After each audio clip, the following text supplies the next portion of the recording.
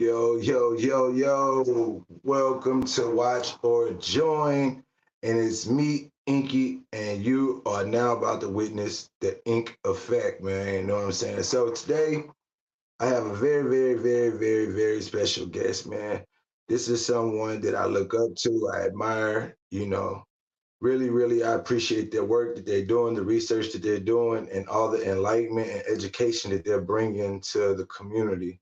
I would say black, but in this situation, it's a little bit more than that. You know what I'm saying? And so, the whole objective is to get us away from the negative connotations and associations by being called blacks, man. You know what I'm saying? So, yeah, the guest that we have today is a little bit more known than who I am at this moment, but one day we're gonna get there, you know what I'm saying? So as we wait for him to come, I think we're supposed to start at 8:30.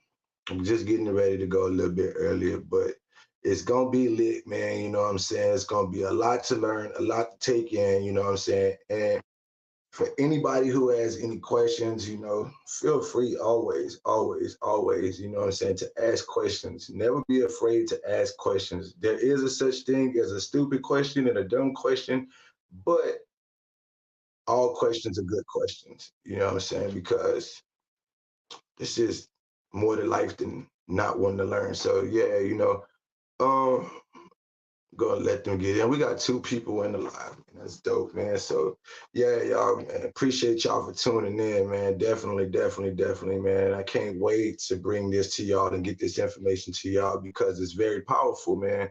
And at this point, man, we have to be able to come together and have these conversations with a clear mind, with an unbiased mind. And, let's try to break generational curses of some of the things that we've been programmed to believe, and that's really all I really have right now. Let me try to get my guest up, man. I'm really, y'all bear with me too, because I'm really kind of new to streaming this live through StreamYard, you know what I'm saying? So, you know what I'm saying? Y'all bear with me. Give me just a second. Hold on.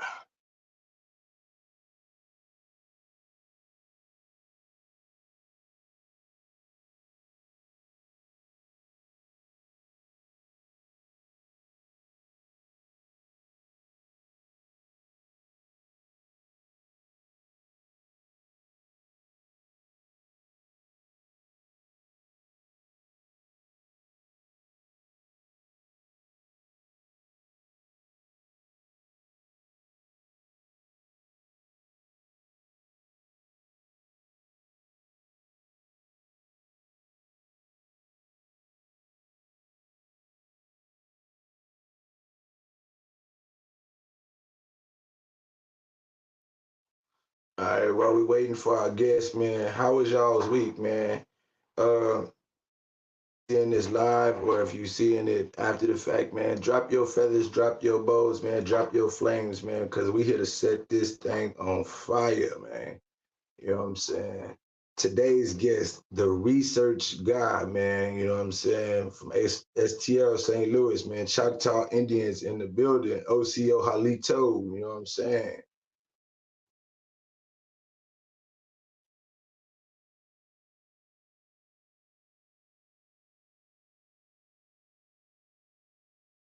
Just give me a second, y'all. I'm trying to get this stream to where it needs to be. Hold on just a moment.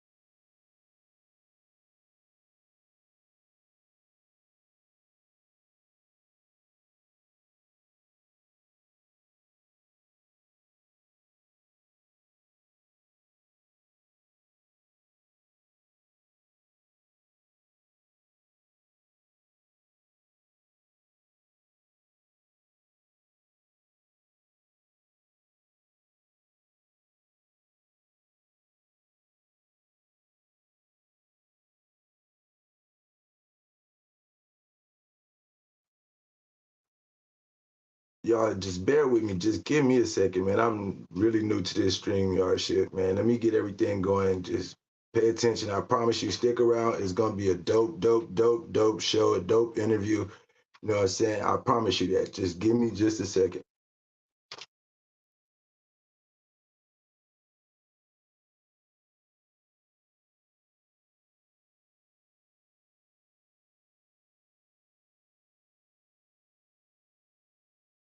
Post the link in the chat. Let me see. I'm trying to learn how to do all of this shit. All right, how do I post in the chat?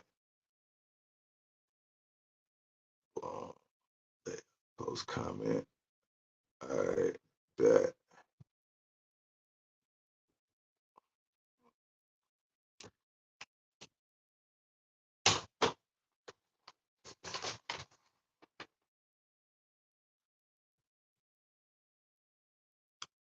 All right, I dropped the link for the StreamYard in the chat. Um,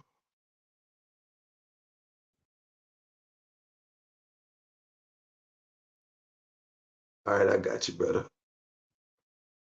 Add to the stage. Man, yo, my camera is not letting me. It's acting weird. All right, that's fine. You know what I'm saying? And we just gotta do it with dialogue, man, and all that. It's all good, man. It's just the point of getting us in here and getting the information out. You know what I'm saying? It shouldn't even be about us. It should really be about the information. You know what I'm saying? So, welcome to the show, my brother OCO Halito. There you Am I go. clear on Okay. your name? All right, man. Halito brothers.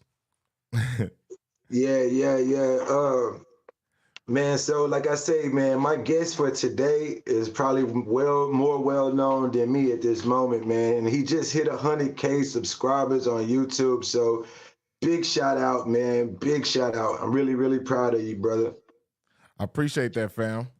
Yeah, glad to have you in here today, man. Because, like I say, the whole purpose of me bringing you on here is to try to bring this information into different aspects of our community, you know what I'm saying? Because different people follow people for different reasons. And really, right now, since I haven't found my niche, my whole focus is just being able to put out as much information and be entertaining as possible. So, people might see a lot of different things from me. It might not just be one type of thing, but the thing is I do want to bring in people that I feel like are very influential and can make a difference. You know what I'm saying? So, Right, welcome to right. Watch and Join.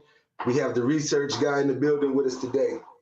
Man, I appreciate you for having me, bro. For real, man. If my my vibrations might seem a little low, I got some stuff going on, man. But like I said, I promise you I was gonna do this and we gonna get it done, bro.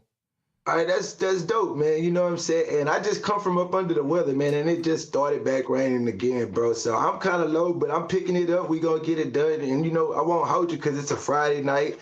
You know what I'm saying? But let's just get some stuff done. And this will be a celebration to your milestone and your accomplishment, man. And to propel myself forward so I can go in the right direction, man. I'm learning from you, man. Absolutely, man. I appreciate it. Hey, yeah, man. We gonna get you right, man, for sure. For sure. Definitely, definitely. So, everybody that don't know, this is the research guy STO, like I stated before, you know what I'm saying? So if you could give people a little background on, how was the research guy incepted or created, how did you decide this is who you wanted to become?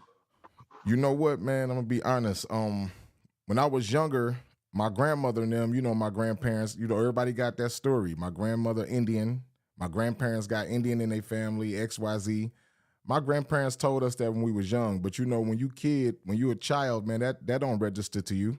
You just want to go outside and kick it and have fun and be with your friends and all of that. You ain't worried about being Indian and all of that. That's not registering in your mind. You know it, but it ain't registering with you because you're a child at this moment. Once I got older and I start understanding what happened to our people, that's when I start tapping in. That's when I start doing all the research. That's when I start looking at the records and all of this other stuff. And then at that time, just started tapping in. I wasn't where I am now. Like once Right, I realized everything that happened to our people, that's when I said, okay, now I got to start putting this stuff out. So I was actually, before I started doing this, I was with the Hebrew Israelites. I was with that movement. And I was in the library, man, and one of my cousins' partner came in the library where I was at. And he's the one who told me, he like, yo, you know we indigenous to America, right? And when he Right. starts saying that, I'm looking at him, I'm like, man, he like, yeah, we indigenous to America. So later I found out that my cousin was the one who put that bug in his ear. Mm-hmm. So after that happened, I ended up doing some research going on YouTube and ran into this guy named Ab the Legend. This was in 2013. Okay. Okay. So when I ran into Ab the Legend, I started looking at Ab the Legend videos, and then it started resonating with me what my grandmother was saying. I'm like, wait a minute. I'm seeing it. He putting out the information, and it's he putting out the images. He got information on the screen, and it's crazy because that's when it start connecting.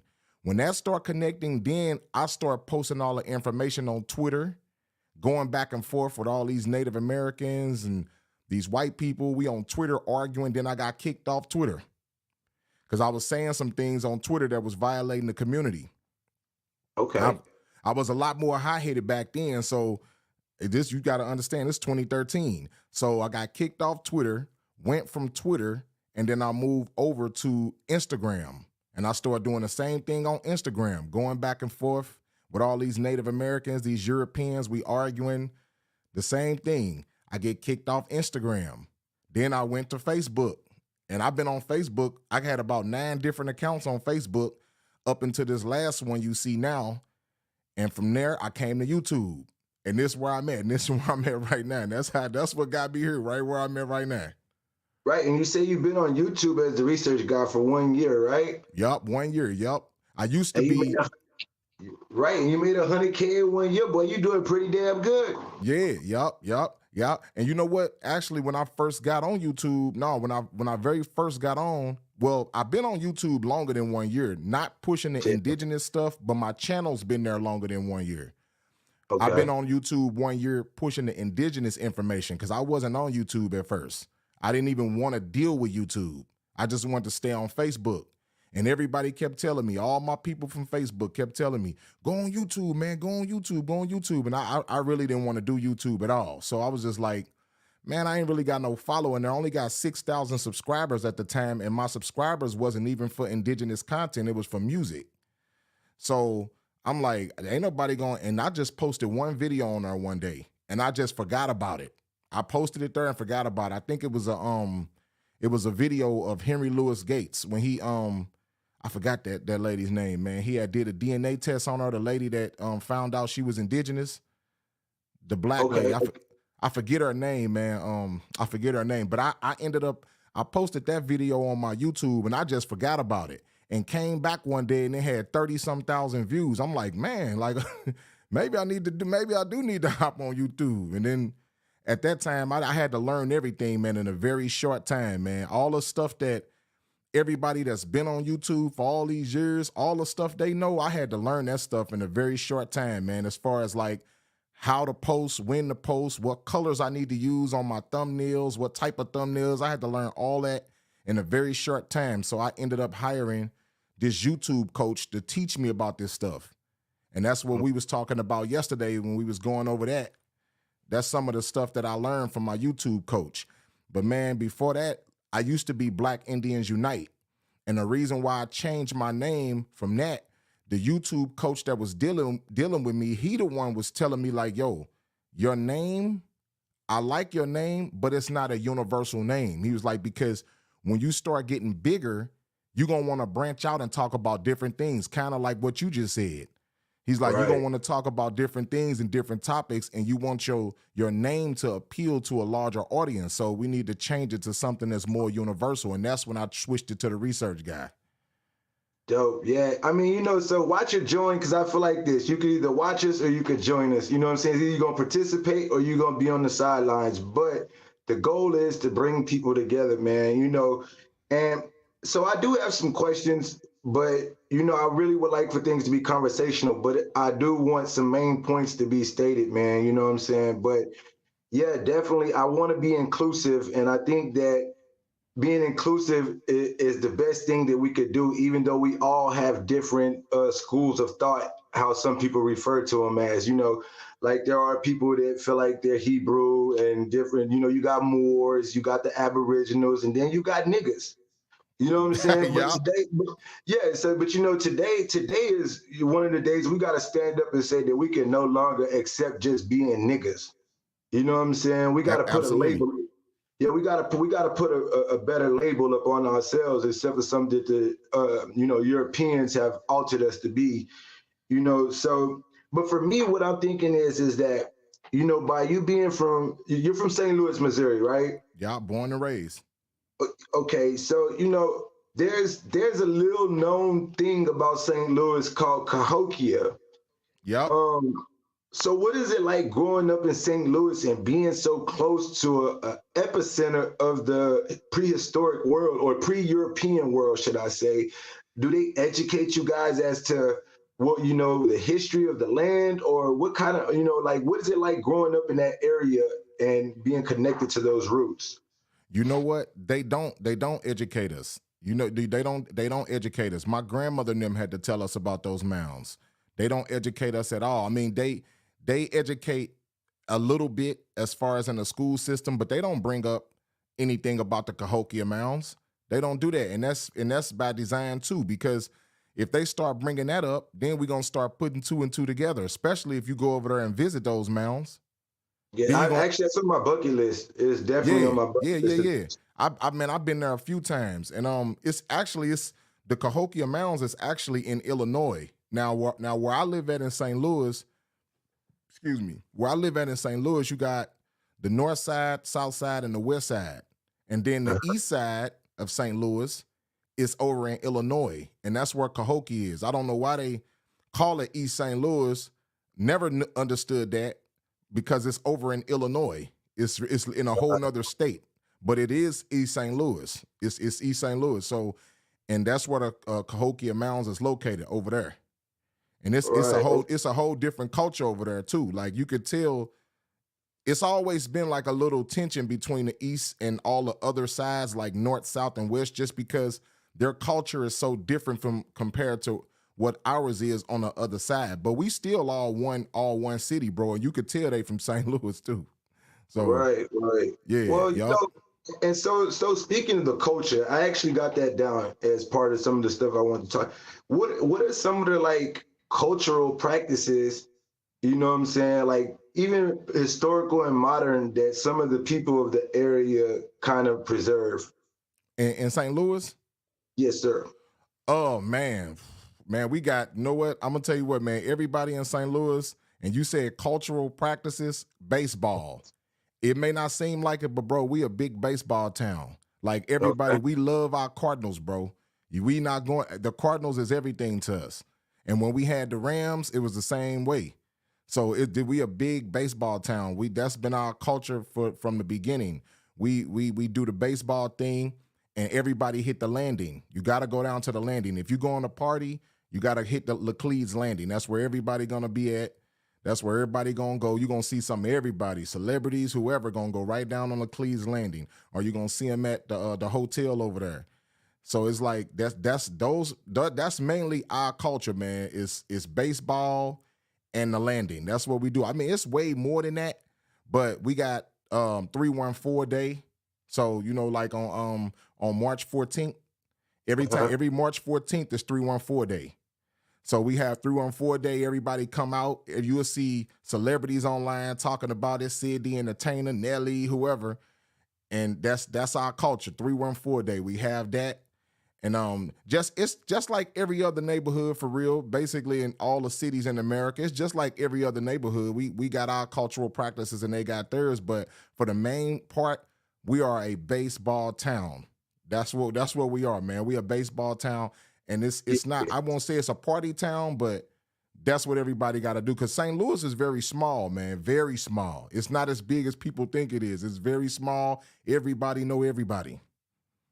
Right. I mean, so in recent years, y'all kind of get more attention for the violence that's Yep. there.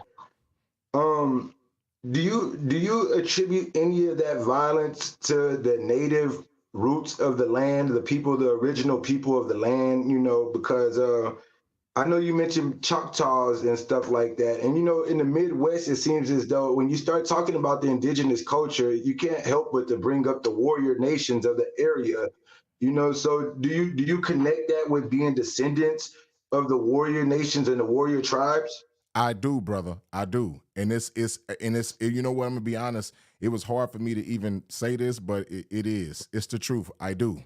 We do connect that to because that's in our blood. That's in our Right, blood. That's just who we are.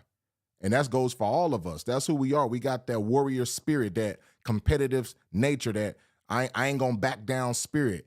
And yeah, St. Louis has always been, man. I'm gonna tell you something. St. Louis has been this way since the 80s. Since the 80s, man. When all that gang stuff came out, you had Los Angeles that came down and actually initiated St. Louis. I was there. I seen it as a little kid, man. I seen it all, and that's where all the violence comes from. Because if you even know the history, you listen to Ice Cube, right? Ice Cube got a song called "Summer Vacation." On that song, he said, "My partner got shot. He's a goner. Black St. Louis niggas want their goner back." You see, he said right, that because during that time you had a lot of the LA gang members that was coming down to St. Louis trafficking drugs. So while they were down in St. Louis, they was teaching us the gang culture, and they right, initiated St. Louis. Like, right, you had LA gang members on every neighborhood initiating all of our neighborhoods, teaching us what this sign mean, what that sign mean, what Bloods were, what Pyrus were, treetops, six deuce brim, whatever it was. That's how we got initiated. And I was right there as a little kid, man, seeing all of this. And I that's mean, where they developed that spirit from, that battle mentality on top of what's in their blood, and that's where the violence comes from. like low key, Nelly was the first nigga that did drill music because he was going down, down, baby, yo, street in the Range Rover, street sweeper. Yep. We know, right, right. So but so how do you feel like that has even impacted the culture as far as in the Aboriginal community as saying like, hey, do you feel like the gangs gave people something to reattach themselves to because they were lost? Like, like what are the people like? Were they lost there or trying to find themselves, or do a lot of people be able to connect to their indigenous roots of the land? You know what? You hit it on the head, bro. You just said a mouthful. That's exactly what it is. A lot of the people in the neighborhood, you got to remember, man, like our city is and I like I said, I hate to say it, but it's just what it is. Our city is bred on a lot of violence, bro. And a lot of younger guys, even when I was younger, lost their pops in the streets. And so when you lose your father and you don't have that type of guidance, you're going to look for the next best thing, and that's a gang, because those gangs is going to accept you. You can be who you are in those gangs. You ain't got to change up. You can be exactly who you are, and everybody around you going to accept you because they doing the same thing. And so those gangs, exactly. But when it comes to like the indigenous side of it, a lot of our people, honestly, I just think that's something that was in their blood, and that's just how they reacted based on what was in their blood. But they didn't, Right, they, a lot of us didn't grow up tapping into our indigenous roots as far as studying it and the know-how. We knew we was Indian because our grandparents, I got a video on my YouTube right now from a dude from St. Louis. I don't know if you know him. He was pretty big. His name was L.A. Foles. You ever heard of him? uh-uh. Yeah, he a rapper named L.A. Foles. He's pretty big, man. A lot of people know him. He got a lot of pictures with a lot of celebrities. I think he got some songs with him too. But I did it's a YouTube short of him on my YouTube shorts, and they asked him, he was on Say Cheese. He did a Say Cheese interview, and they Uh-huh. asked him his race. And he was like, my grandparents full Oh yeah, I natives. did see that. I Yeah, did. Yeah, yeah, yeah. yep. So he even him like so like you will see all of us around us, every last one of us. We already knew who we were. We just never tapped into it as far as on a spiritual level. It just was something that was in our blood, and we reacted naturally with what was naturally in us. But we never tapped into it on a spiritual level as far as this is who I am and this is how I need to carry myself because this is how my ancestors carry themselves. Definitely. So the reason why I did that because I wanted to open up to say that gangs replaced our tribes and clans, so to speak. So Absolutely. right. So can you kind of like for the people that don't know, what tribal or excuse me, I'm not tired of my bad, y'all. But what are some of the tribes or clans that are common in the area that you're from? People, well, from where I'm from, Choctaw, Cherokee, Cheyenne. Yeah, those three tribes: Choctaw, Cherokee, and Cheyenne. That's mostly what people are, because a lot of people came from the Kansas side of Mm-hmm. Missouri, and a lot of those people were Cheyenne Indians that came from that Kansas area and migrated to St. Louis. So a lot of that's what's in my area. Yep, and So the gang. I don't mean to cut you off, but the gangs were at the beginning, the gangs were a good thing. The gangs actually protected the neighborhood. If you do the history on all the gangs, especially in my neighborhood, we had two gangs. We had one gang called the GICs, and we had another gang that was a girl gang called the Eels. mm-hmm. They used to call themselves the moles like Moors. They used Yeah, to call yeah. themselves the moles. Yeah, yeah. And they used to protect the neighborhood. It wasn't any type of gang banging or people killing each other. They actually came together to made a agreement to come together to say, hey, we're Yeah. gonna protect the neighborhood from anybody that's doing this, doing that. They protected the people. It was a good thing at first Right. Until drugs came, right? until drugs came. Absolutely. Alcohol too, because the red man can't drink. Exactly. But Yep. right. So I mean, so for most people, they don't make the connection. They say, well, how can you consider yourself to be indigenous or Indian, but you're black? I see like me, I'm red skinned. I know you're a little bit Hmm. darker than me, but generally people says, oh no, y'all not Indians, y'all are black, y'all African Americans. Like, Hmm. what do you say to that? Because I know that the whole point of your research is to unveil that the majority of us actually do have Indian ancestral roots. Listen, I tell everybody, man, and listen, if you go back and do any research on any one of our tribes, none of our tribes dealt with blood quantum. None of our tribes dealt with DNA. None of our tribes dealt with that. If you descend from indigenous people, you are indigenous. I don't care how far removed it is. If you descend from those people, you are indigenous. And that's just what it is. So for all the people running around, oh, y'all black and y'all self-hating Africans and blah, blah, blah, blah, blah. When you talk to these people who saying that, ask Mm-hmm. those people, like, and I ain't got nothing against my Pan-African brothers, because if that's what they want to identify as, cool. I ain't got no problem with that. Those still my brothers. But at the end of the day, if they're saying that, ask them who they fourth, fifth, and sixth great grandmothers is. They don't even know. But they gonna tell you that you a self-hating African, but they can't even tell you who their ancestors is. So if you know I'm African, how you know I'm African when you don't know who your people are? And that's the Right. purpose of why we bring out this genealogy thing, and that's why we push it so much. And it's not to belittle anyone. That's not what it's there for. It's when I ask those questions and say, who is your fourth, fifth, and sixth great grandmother? It's me saying, you need to find out who you are. That's what I'm saying to you. Definitely. I truly believe that if you don't know who you are, you cannot even have the confidence in yourself as a person and an individual because you don't even know where you come from and what you're made of. You know what I'm saying? And so what's happening is so many of us have been programmed to believe these other type of narratives that don't necessarily reflect the truth.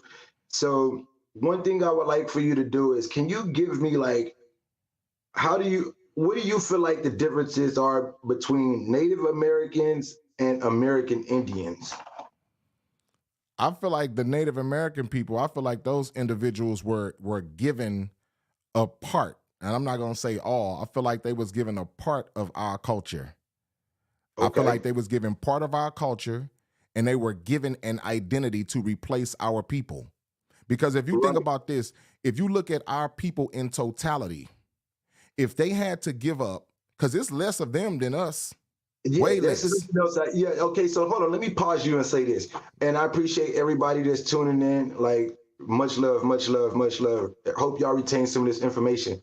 But see, so the thing is people have this conception of thinking that these Indians look a certain way, Mm-hmm. whatever type shit, and they necessarily don't think that the Indian can be us because of how Hollywood and other people or other systems have made the Native American out to be. So yeah, definitely you can continue, but I just know that most people, their idea of what an Indian is doesn't necessarily match the things that we're probably talking about. Absolutely. And those, like I said, those Native Americans were given a part of our culture. They were given a part of our culture, and they pushed us out because when you look at it again, the statistics show it's way less of them than it is of us. If you So had how to are they turn, indigenous? Yeah, that's what I never understood. I never understood how they were indigenous, but only X amount of us was supposed to allegedly be brought here. I got to use words like yeah, allegedly were brought here on boats, but now with all the death and destruction, black on black crime, AIDS, drugs, war on all the stuff that they put into our community, how is it that they still consider us as so-called Negroes, so-called African Americans to be a minority? And these people are, and there's even fewer of those than us. absolutely. And I'm gonna tell you another thing. What I was getting ready to say was, if they had to turn around and give all of us land, if they had to turn around and say, you know what, I did lie to y'all. Y'all really are indigenous. You know how much land they got to give? That means all these Walmarts got to go. Right. All the Deerbergs and Kroger's got to go. Almost every business that's set up in the United States will have to get knocked down because they own our ancestors' land. I guarantee you. I don't know if you know, there was a sister. I forget her name. I think her name is something Cypress. I forget her name, man. Something Cypress. But if you go to Google and you type in Negro, Native American, Sioux, I wish I can pull up a man. Let me see. Would I be able to pull something up on her? Go ahead, run it. We Let me on. see. I'm live streaming this right now too, so run it. We good. You know what Okay, I'm hold on, saying? let me see. Let Yeah. me see. I'm gonna see if I can pull something up, man. I want to show this sister, man, because this was crazy for me to see, and I don't know what the status of it is, but I do know she did sue the bank for stolen land. Hold on, let me see. Let Why me you do pull it. that? So yeah, man. Like everybody that's tuning in, I got my boy, the research guy. Man, he does a lot of research on indigenous culture, American Indian culture. We call it Niigis for y'all unfamiliar with the term Niigis. And so what he does is he puts together some very, very, very powerful presentations with really nice graphics. If y'all haven't saw his stuff yet, go check him out. Really appreciate y'all tuning in. Drop your feathers, drop your bows. You know what I'm saying? And this is a place in a space where we could come together with like minds. And if you have questions, drop your questions. We'll ask him. You know what I mean? Because the biggest problem for our people is miseducation, and the Yep. miseducation of the Niiji is going to set us back for more generations if we cannot connect ourselves to our ancestral roots. So if you got any questions, drop them. But ask yourself this one question: how did they bring 12 million people on boats and we have none boats to show for it? Yep. Exactly. What is the Exactly. proof? And look, I don't know if you gotta, although if you gotta open that screen up, but I shared it. I don't know if it's is it on your end? I ain't gonna lie, brother. I'm learning how to do this shit, boy, and I'm new Let to me this shit. see. So y'all gotta bear with me. Where'd Let you me share it see. to? I shared it right here on this live. Let me see. I'm gonna do it again and see if it's gonna pop up. Let me share the screen. Can you see that? Hell nah. Oh, you try to share it to this screen? I don't know why it won't do. Hold on, let me see. Let me see it. Let me see if I can just grab a link and do it. And see if you got to pull it up on yours. I If don't you know how drop to. the link in the thing, maybe I could pull it up. But at the same, I don't know. There you go. Can you see that? Something came up. All right, let me see. Let's see. Boom. You gotta go down to that little button where it say present, and then All prick right, share hold on. screen and click it. Oh damn. You teaching me something all at the same damn time. All right, look, hold on, y'all. So it say what present? Y'all been say present, and then click that, and then click share screen, and then it's gonna that box gonna pop up where that link at, and then you should be able to click it. I don't know why I didn't share on my end. I don't know. I ain't you know what? I'm gonna be honest with you. I ain't never went live with nobody like this, so I don't know. Yeah, man, I don't know how to do it, but I'm not even gonna lie to you. All right, I yeah, no, can't. it's all good. They can look it up, you know what I'm saying? I got the link in there. But if you, like I said, if you go, it's on blackstarnews.com. If you go there, type in Negro Native American files lawsuit against PNC Bank for stolen lands. Cause when she did her genealogy, she found some land on her ancestors, and they got the thing on Glow Records, glowrecords.gov, GLO records.gov. Well, it's GLO records dot blm dot gov. It's for the land record. So when you go look on there, you can actually go look and see where the land is located. And I think that's what she used, and found out that her ancestors had some land there, and the bank built their bank on top of her ancestors' land. So that's why she sued them. And that goes back to what I was talking about the Native Americans. It's less of them than it is of us. So if they had to turn around and give all this land up back to the original people, they're really, United States will really be bankrupt, because they And would have to right, give right. They have to give up all those acres of land, plus those businesses will have to pay the people for all that time they've been squatting on this land. right. So I feel like this. There's a journey to self-discovery, right? And so during this discovery, we go through different phases, and we're susceptible to different thoughts and beliefs. So I encourage everybody, like he's saying, go do your family research, do your genealogy, look at some of these records, man, and see, because most of our people did own their own land, and there are people squatting on it. But one thing I always realized when I started really going on my journey of self-discovery is that as long as I was told that I came from somewhere else, then I couldn't ask for what was mine's back, right? Because Absolutely. now you're going to go. Now you're on a fucking. Now, right? You're on a wild goose chase, thinking you're gonna go to some other continent, expecting to receive what was yours, and you don't. You can't. I can't make a call to Africa, man. I don't got nobody's number in Africa that I can call. But for shit show, I know people in all 50 states here practically. You know what I mean? So Exactly. Yep. yeah, so those was, and so I know you said that going through your journey that you had kind of bought into the Hebrew Israelite, what I'm saying, culture. Can you tell us what kind of got you there? You know what, man? What made me go into that, I seen some brothers out there preaching, and when they was doing that Deuteronomy 28 thing, hey man, that thing hit home. Cause I'm like, okay, they taught us we was brought over here on slave ships. All the blacks in America came here on slave ships. That's what we've been taught. So when I heard that, I'm like, man, that kind of makes sense. I mean, if y'all saying that's where we came here on slave ships, and Deuteronomy 28 is saying we came here on slave ships. I'm like, this kind of makes sense, man. And that's when I start following it. And that's when I did that for about 14 years. I was following. I was deep in, man. I was on the streets teaching it and everything.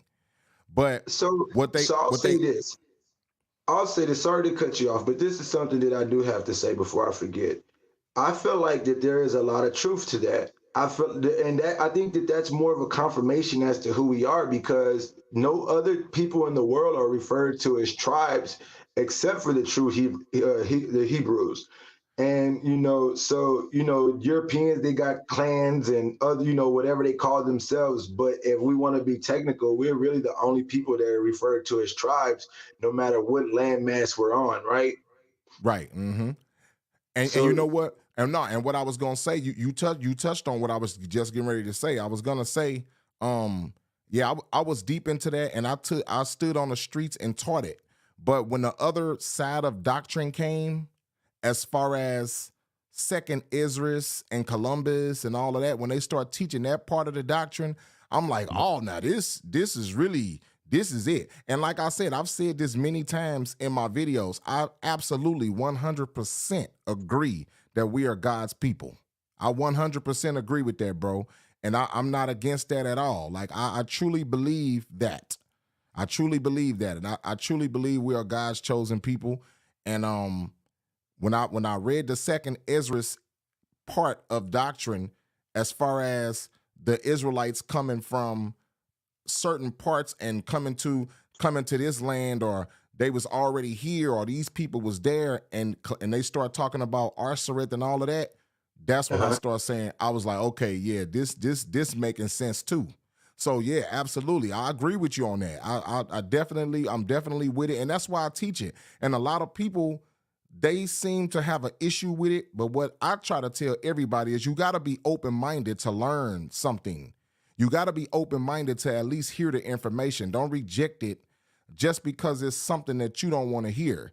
We got to be, you're not going to grow in life with anything unless you at least hear the information and try to put two and two together to see what makes sense for you.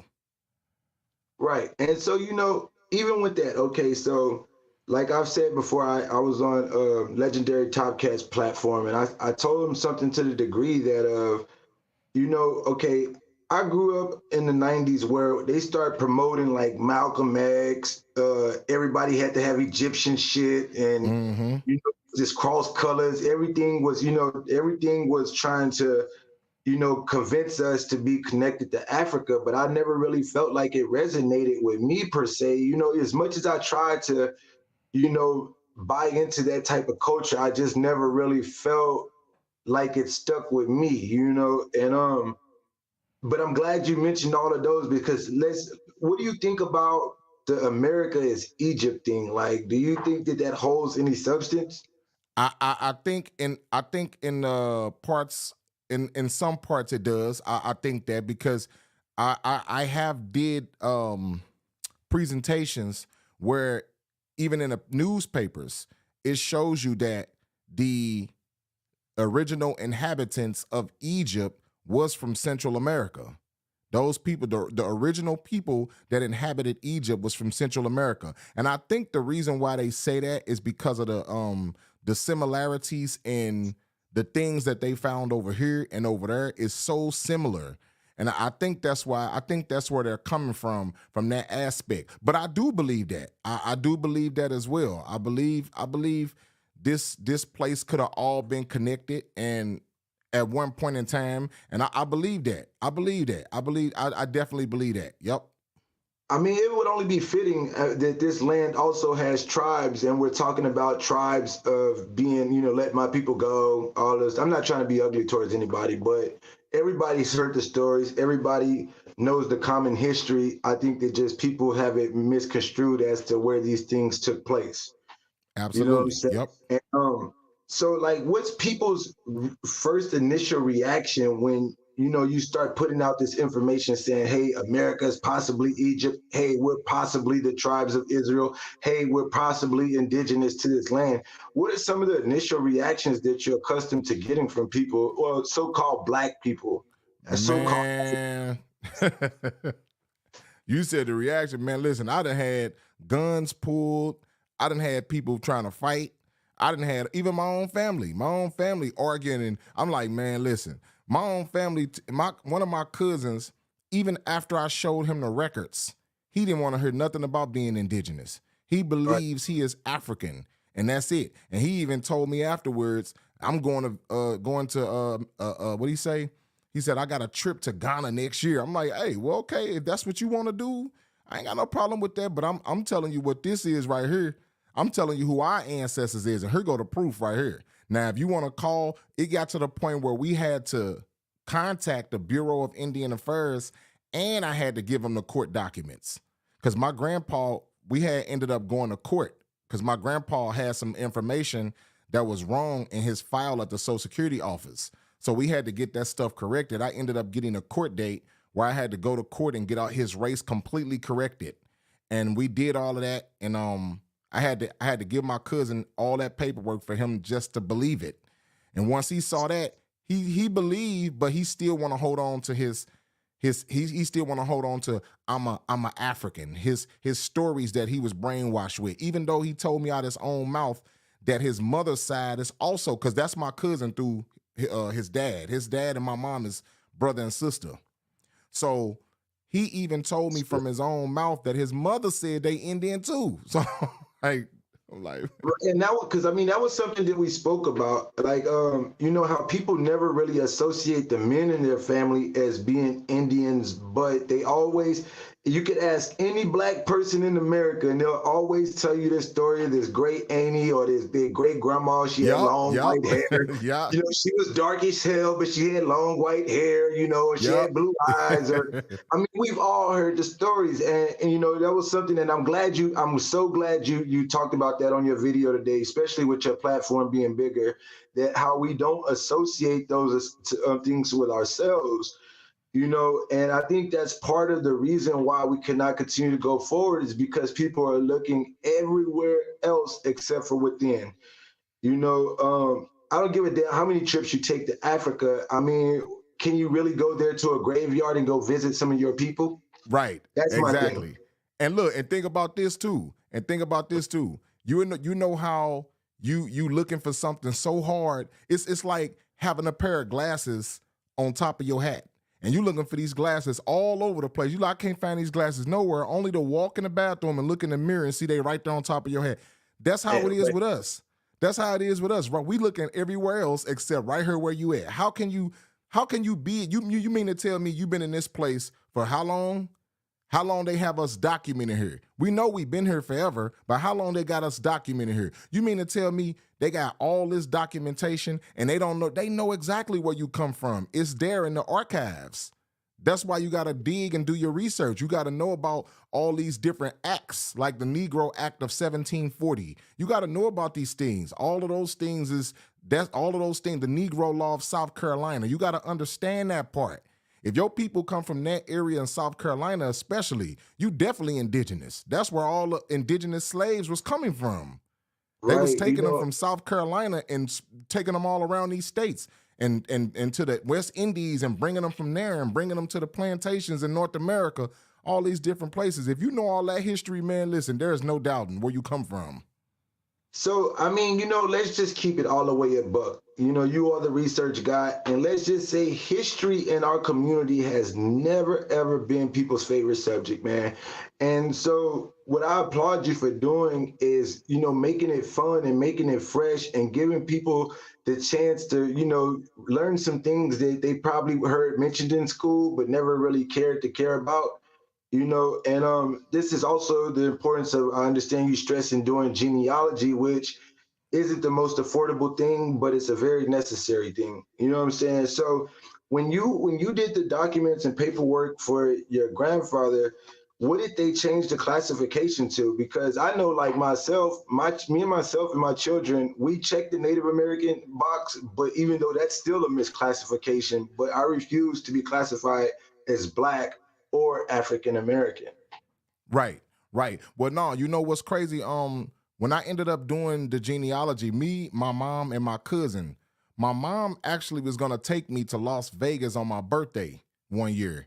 And in the midst of me doing all this genealogy, I told my mom, I said, look, how about we don't go to Las Vegas, but we actually drive down to Alabama so we can get all the records on our people, because that's what I was in the midst of doing anyway. So I said, let's just go ahead and do that. And she was like, cool, we can do that. So we drove all the way we got a rental car, drove from St. Louis all the way down to Alabama.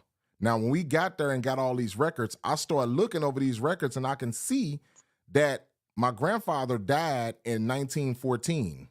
During the time of 1914, that's during the time they were still trying to create this caste system. During that time, it was either a two-race society. It was either white or black. So, Right. and that's during that time, that's when death certificates first started to come out in the early 1900s. So they only had two races on those death certificates, black or white. There was no box for Indian or no other race. So my grandfather died under black, But his mother was on the 1937 U.S. Indian Census roll as a full-blooded Mississippi Choctaw. Now, the Mississippi Choctaws don't take that particular roll for tribal enrollment. They take the 1940, because at the time I was a little ignorant about joining the tribe and all these other things, but that's how I found that out. When I contacted them, they let me know we don't take that particular roll. That roll is official, but that's not the road that we accept as far as getting tribal citizenship. But I was still able to use that role to get my grandfather's documents corrected, because they contacted the Mississippi Choctaw after I sent them all of my records. Because they made me go through a series, man. Once I contacted them, I basically had to send them all of the death certificates coming from my great-grandfather all the way down to my birth certificate so they can make the connections. And once they was able to make the connections and they checked all the resources and everything checked out on my end, that's when they gave the courts the information, and the courts were able to change all of my grandfather's information based on what we gave them. So once they saw the information was valid, they changed everything. And that's how that happened. So can you kind of like let people know about the different roles that they had when they were, because a lot of people are not really aware that there are documents and that there are last names and other names that you can go and actually look to see if your surname is connected to some of these roles of free Indians, or even some of the ones that were enslaved too. But can you tell them more about that? Yeah, man. Look, okay, so for my grandfather, now, because I know a lot of people, they talk about the Dawes roll and all these different rolls, but for my grandfather was on the U.S. Indian Census roll. Now that's a different roll than the Dawes roll, because the Dawes roll was created by a man named Henry L. Dawes in 1898. He created that. The U.S. Indian Census roll was more of the tribe's documentation, not the U.S. government. The U.S. Indian Census roll was what the tribe documented and gave to the government and said, hey, these are the people that's a part of our tribe and this is their blood quantum. But you got many different rolls. You got the Baker roll, you got the Indian Census roll, you got the Roblin roll, the Kern Clifton roll, Dawes roll, Gwinnett Miller, Wallace roll, Drennan roll. It's so many different, Chapman roll. It's so many different. You can just Google it. Just Google different types of Indian rolls, and those rolls will pop up. So is the Dawes roll the only one that's actually accepted by the federal government? No. See, all these tribes go based on their own policies. So like I was telling you, my grandfather's mother is on the 1937 roll. Now, she wouldn't have, now the Mississippi Choctaw takes the 1940 as to get tribal citizenship. Your people have to be on a 1940 U.S. Indian Census roll. Well, my grandmother wouldn't have been on the 1940 anyway, because she died in 1939. So she wouldn't have been on the 1940 anyway. But so the Dawes roll is not the end all be all. Each tribe got their own qualifications and rules as to which roll they accept. Because your ancestors can be on one of these rolls, but it might not be the particular role that tribe accepts for tribal citizenship. And for me personally, I'm not saying nobody else, because I'm not gonna tell anybody else what to do, because I personally have helped a sister get back with the Seminole Nation. So I'm not gonna tell everybody what to do, but I personally wouldn't want to join these tribes. That's just for me. And now if it's something in it for you, then, hey, I don't know why people would want to do it, but I personally wouldn't do it, because I think a lot of people think these Indians getting money and they getting this. It's not like that. It's not like that at all. All those people are not getting money like you think. Some of them people are very, very poor. I've been to the reservations. I know. Yeah, definitely. See, so the Reds is worse than the ghettos. I mean, exactly. And so, like I said, a lot of people. Can you kind of like give people, because a little bit of information about what are considered what are the 5 civilized tribes and how this was determined? Because if you look at what are considered to be the civilized tribes, they don't necessarily match the names of the tribes, especially the Western tribes that most people associate the image of Indians to be. Right. Exactly. Well, these tribes was, so-called civilized. I'm gonna say so-called, man, because like I said, like we talked about at the beginning, those Native Americans was given a part of our heritage. And I say a part because they don't do what we did originally. Because, like, for instance, what I mean by that is like my tribe never wore a bonnet. We never wore a war bonnet. That was never a part of our custom. Some tribes were, Plains Indians wore that. And so, like, my tribe never wore a war bonnet. I'm not saying you can't wear them. I'm not saying it's wrong to do it. I mean, but I'm saying culturally, if you're looking from a real cultural aspect, our tribes never wore that. We had more turban styled headdresses and with feathers in them. That's how we wore it. But as far as those 5 civilized tribes, again, you hit it on the head. You got not Cherokee. They was the originals was called Enianwea. Mhm. Choctaw. The originals was called Choctaw. And then you got the Seminoles, and then you got the Creeks. There was no Creek Nation. There was no Creek Nation until after the Creek War. And then they was originally Yamasees. They wasn't even Creeks. Seminoles too. All of those Seminoles and Creeks come out of the Yamasee Nation. And it's crazy because a lot of people don't actually realize that there was Seminoles here in Texas. See, I'm from Texas. Most of my roots come from Texas. I mean, I trace back to Arkansas, Virginia, other places, but Mm-hmm. generally, where my people are from in Texas is like Seminole, Cherokee, Karankawa, Atacapa lands. You know what I mean? But especially in Texas, there's not too many people of us, that look like us that even associate themselves with that heritage.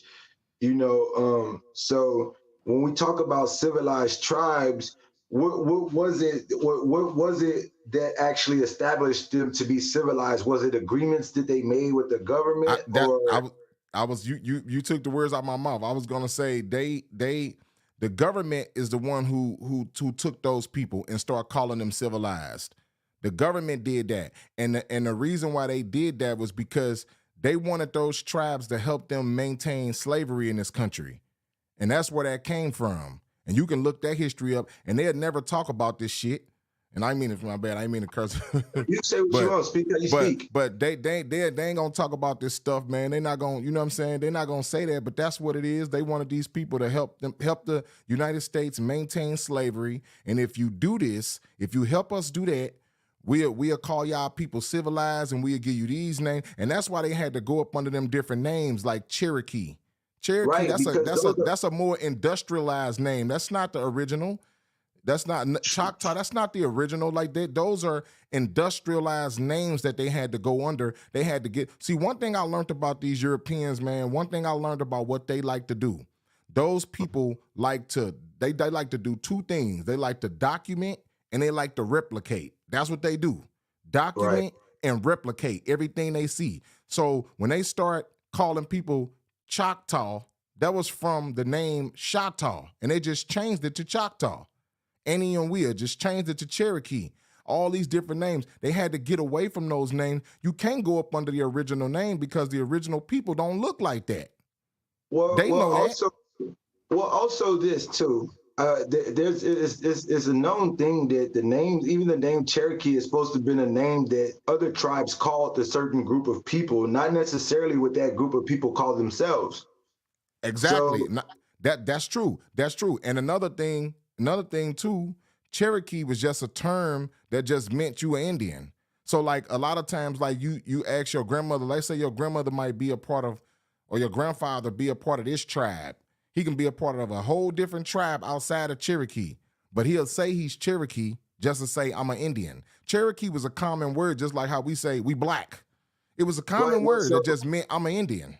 So my grandma always says, "I'm not black, I'm Indian."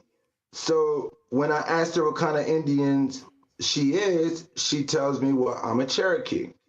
So Chalagi Elewanahi, let's talk Cherokee. You know what I'm saying? But there's even debates with amongst her siblings and stuff like that as to if we are really that or not because of the misclassification and reclassification. Um, and where it comes to stand out is when you start looking at the records, for those of y'all don't know, and I encourage y'all to do y'all genealogy, when you start looking at the records, you'll see where people went from being black, colored or mulatto. Yep. Well, mine it says mulatto, and we like around the 1930s, we just all of a sudden became black. Yep. And so my great great grandfather, who was a Negro League Hall of Famer, Biz Mackey, that is my great grandfather. He's from a place called Eagle Pass, Texas, which is like the first thing that you can come across from the border of Texas and Mexico. So if I have to be technical about it, I'm really probably what people would consider a Mexican, because at that time the Republic of Texas wasn't even a state, right? Right. Yep. Yep. So Mexico used to be Texas before it was. Yep. right, and and even with that, they tell you that Texas was named after being the friend is what it's supposed to mean in the language of the Cato people or whatever. But so the name Texas originates has a Indian origin, but people still doesn't connect the dots because they think in Tejano and all of this stuff still comes from some type of Spanish name and stuff, as opposed to an indigenous name. You know what I mean? And Absolutely. so with that, I think that where we go wrong is that we start believing that slavery is something that only could come slaves, but we do understand that the Mayans and Aztecs, people talk about all the slaves that they held. And so when we say we were brought here as slaves, people never make the connection that we could have simply, and even if this was the case, we could have been sold by our own people to the Europeans or we could have been prisoners of war. That is what There's a happened. That's well, exactly what exactly. happened. Yeah, but I have to say it for the people that don't really know, Yeah. and I do Absolutely. have questions, but I like it to be conversational because that's the best way for people to soak up game, as in far instead of me interrogating you, trying to No, get right. Right. Right. information. Absolutely. No, I appreciate that, fam. Absolutely. Yep. Yep. Facts, Yep. facts. And so really, how to me, so there's this joke that everybody knows. What year was the War of 1812? Right? But most people don't know what the War of 1812 was really about. For those that don't, can you tell them what the War of 1812 And was? those are Indian wars too, the wars of 1812. And I'm glad you brought that up too. I was just looking at something. Matter of fact, hold on, I'm gonna see. Man, I wish I can pull this up, man. We gonna do this again where we can pull up receipts, man. I'm just getting new to this, but we gonna definitely do it again where we can pull up these receipts. And if y'all want to see more receipts, go to the Research Guy's channel, man. He had like 300 videos.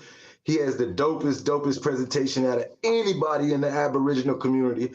And I have followed other people. I have listened to other people. I mean, I'm all about gaining and retaining knowledge and information, but this guy presents it in a way like no other people, man. So yeah, definitely go check him out if y'all Well, need more background on anything that we're talking about at this moment. well, I'm gonna say this, man. If you wanna really know the history, like as far as the War of 1812, we gonna have to look at the British. The British is a Right. big. The British was a big part of the War 1812. But what I wanted to touch on something you said earlier. You was talking about those 5 civilized tribes and Yes, and sir. those reclassifications in those names. I'm gonna touch on that first, and I'll go back to that War 1812. But the again those civilized tribes that today that's called Cherokee, Choctaw, really a lot of them really, and you know this, and I don't know if the viewers might know this, so I'm gonna say it anyways. A lot of those people are not Indian at all. A lot of those Right. people bought their way onto those rolls. They pay. I got a short right now. It's on my thing. If you scroll down in my shorts, you will see what a Native American dude told you himself that he bought himself onto the roll. Or he didn't say he bought it, but he said a lot of people can buy their way into the tribe. He told you from his own mouth. So a lot of Right. those So people that you thinking that you want to go join these tribes, them people bought their way onto those tribes. Those people ain't Indian. right. And so with that being said, let me say that for those who don't know, we were actually given reparations, but the way that the roles played a role in taking the what was allotted for us, i.e., 40 acres in the pit bull. You know what I'm saying? And they were able to spend $5 to have their names listed, and they were able to reap the benefits. That's the reason how some of these places like Texas was settled, like Andrew Jackson and the 300 families, and or all of those Mm-hmm. things. Like this is how those things came to be, you know. And I'm not as versed and as deep into the knowledge as my counterpart on the other end of this, but he could elaborate more. But definitely, all the so-called Negroes and Black people that are looking for reparations, they need to know that they were actually paid out. They just weren't paid to us because Yep. of misclassification and reclassification. Yep. And so if you're gonna go look at all these, because we know, and going back to that war 1812, they was trying to expand this country. The British was basically defending the British colonies, as they called it back then. That's what they claim. That's the story. They was defending the British colonies against the people that wanted to expand in this land, and they didn't want to do that. And so the British looked at it like, oh, y'all trying to take over this land. No, we're not going to let that happen. So that's what the war was really about in a nutshell. Some other people trying to take over this land, and the British didn't want to let them do it. And that's what was going on with the war 1812. And I can go really deeper into that. But what I really want to touch on is the basics that people may not know. The basics of all of this thing is you were reclassified as something else. You were reclassified from your nationality was taken from you, from indigenous or Indian, whatever you want to call it. I know some people going to use Native American, copper colored, Niigi, whatever you want to use, but Right. I like to stay on that. And I tell people this all the time. My channel is about the basics. I really try not to go too deep because I know it's a lot of newer people that come into the community that don't know nothing that we talking about right now. Right. These people are babies. They're coming in just trying to learn, and when you start going too deep, it could throw them away, and it'll pull them away from it because they not tapped. They don't even know They don't even know what you just said, that we were reclassified. They don't even know that part. They can't even grasp that part because when I start telling people that, they want to argue, and that's why I learned to stay on the basics of how I teach, and I think that's how my following has grown because the people who you got to remember, it's new. Like I said earlier in my live, none of us have 40 million subscribers. So that means we got a whole lot of work to do. So that means it's millions and millions of people out there who don't know the basics of what we talking about. It's going to be hard to explain to them you was reclassified from Indian to Negro to color. They don't even understand it. When you start telling them that, my head hurting. I need a peel. Like they like, you know what I'm saying? They heads start hurting when you tell them that. So it's like, that's why I have learned to stay on the basics because the milk portion of what we teach is something that's always going to be in demand, that milk, because the new people are going to constantly come in every day and they're going to be looking to learn. And so that's why I stay on that portion. So okay, let's make it simple for the basic people. We can get it. We can, and I'm not going to call it dumbing it down, but we'll keep it at the word basic. What are three basic things that people coming into this or discover that they should know? Brother, you cut out for a second. Ask that question Yeah, again. my mama trying to call me. Hey, babe, call my mom. I'm bad, y'all. But so define three basic things for that people should get started with and that people should check into to start going further. The first thing you got to do, we're going to say, the first thing you need to start doing is, and this is how I started learning. The first thing I would say is continue watching the videos. Watch all of the videos. All right. Learn that information. Learn all the basic information first. Watch all the videos. After you do that, then learn how to do your genealogy. I got a video up that shows you how to do it step by step. It's not hard to do it. Now, if you get stuck on a certain area or you get to a point where you can't go no more, then you need to seek some outside help. There's people in the community that does genealogy. But the first step you got to do is get educated on it first. Get educated on what this is. Don't just say I'm Indian because your grandmother told you. Learn how we got to this point of being called African American, Negro, colored. Learn that. Learn about Walter Plicker. That's some of the basic things. The 1924 Racial Integrity Act, the Negro Act of 1740, the Negro laws of South Carolina. Learn those things. Learn about the U.S. Indian census rolls. Learn about the history of the census and how American Indians was classified on the census, and I got all that information on my website. You can go download. If you go to my website at theresearchguy.com, I got PDFs you can download and learn all that history. That's the basic. You got to learn the basic part, and the basic parts is what I just told you. Learn that history. You're going to get some books. You're going to learn the reclassifications. Then you need to start doing your genealogy. Once you learn how to do that, then you can go help the next person. That's what we need to do. Like we talked about yesterday, the unity part. Those are the three basics. Learn the history, get the genealogy, help somebody else. All right, so do you think it could kind of be confusing when you start doing your genealogy and trying to match up your people with the names of so-called tribes that were on the land? Because if you really look at it, it's hidden in plain sight. I think there's probably only maybe like 5 or 6 states that actually have European names. No matter how much we believe that some of these names might be European, they actually have indigenous roots. I mean, for instance, I want to say something funny. Like people call like hoochies.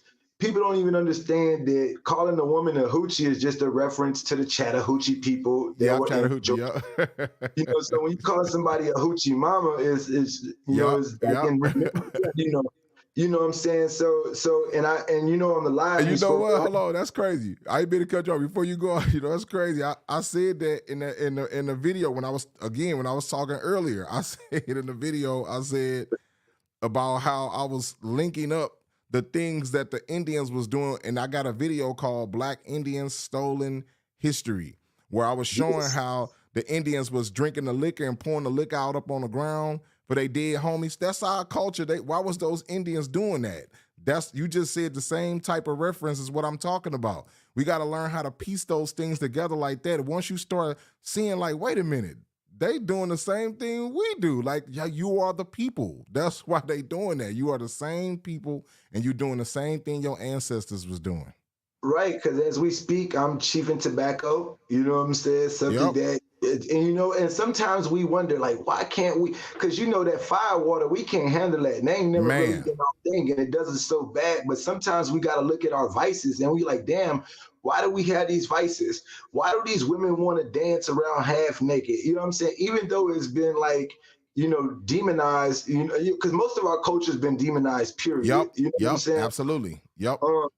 But there's some things that we just can't get past, like, like smoking, chiefing, sitting around, you know what I'm saying? And you remember in elementary, we used to sit Indian style. They took that shit out of school. They don't want us to do those things. They don't want us to connect to those things.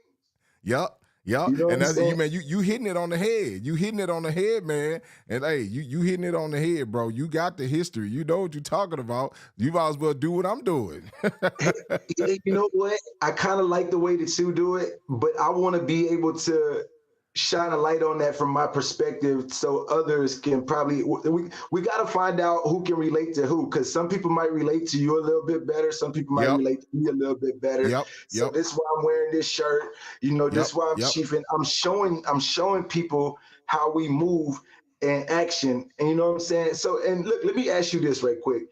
In St. Louis, how are there African people in the communities? Because like in Houston, we have a lot of Nigerians and other kind of Africans, so we can compare and contrast. It's easy to compare and contrast here in Houston, but in areas like St. Louis, where everybody's just like quote unquote black, sometimes you can't see the African cultures and the how can I call it, the way that these people look. You know what I'm saying? And different things like that. Their mannerisms and stuff. You know what I'm saying? So we can start seeing, hey, we might be a little bit different than these people. Yeah. No. You know what? It's Africans here. Yeah, they got African communities, especially on the South Side.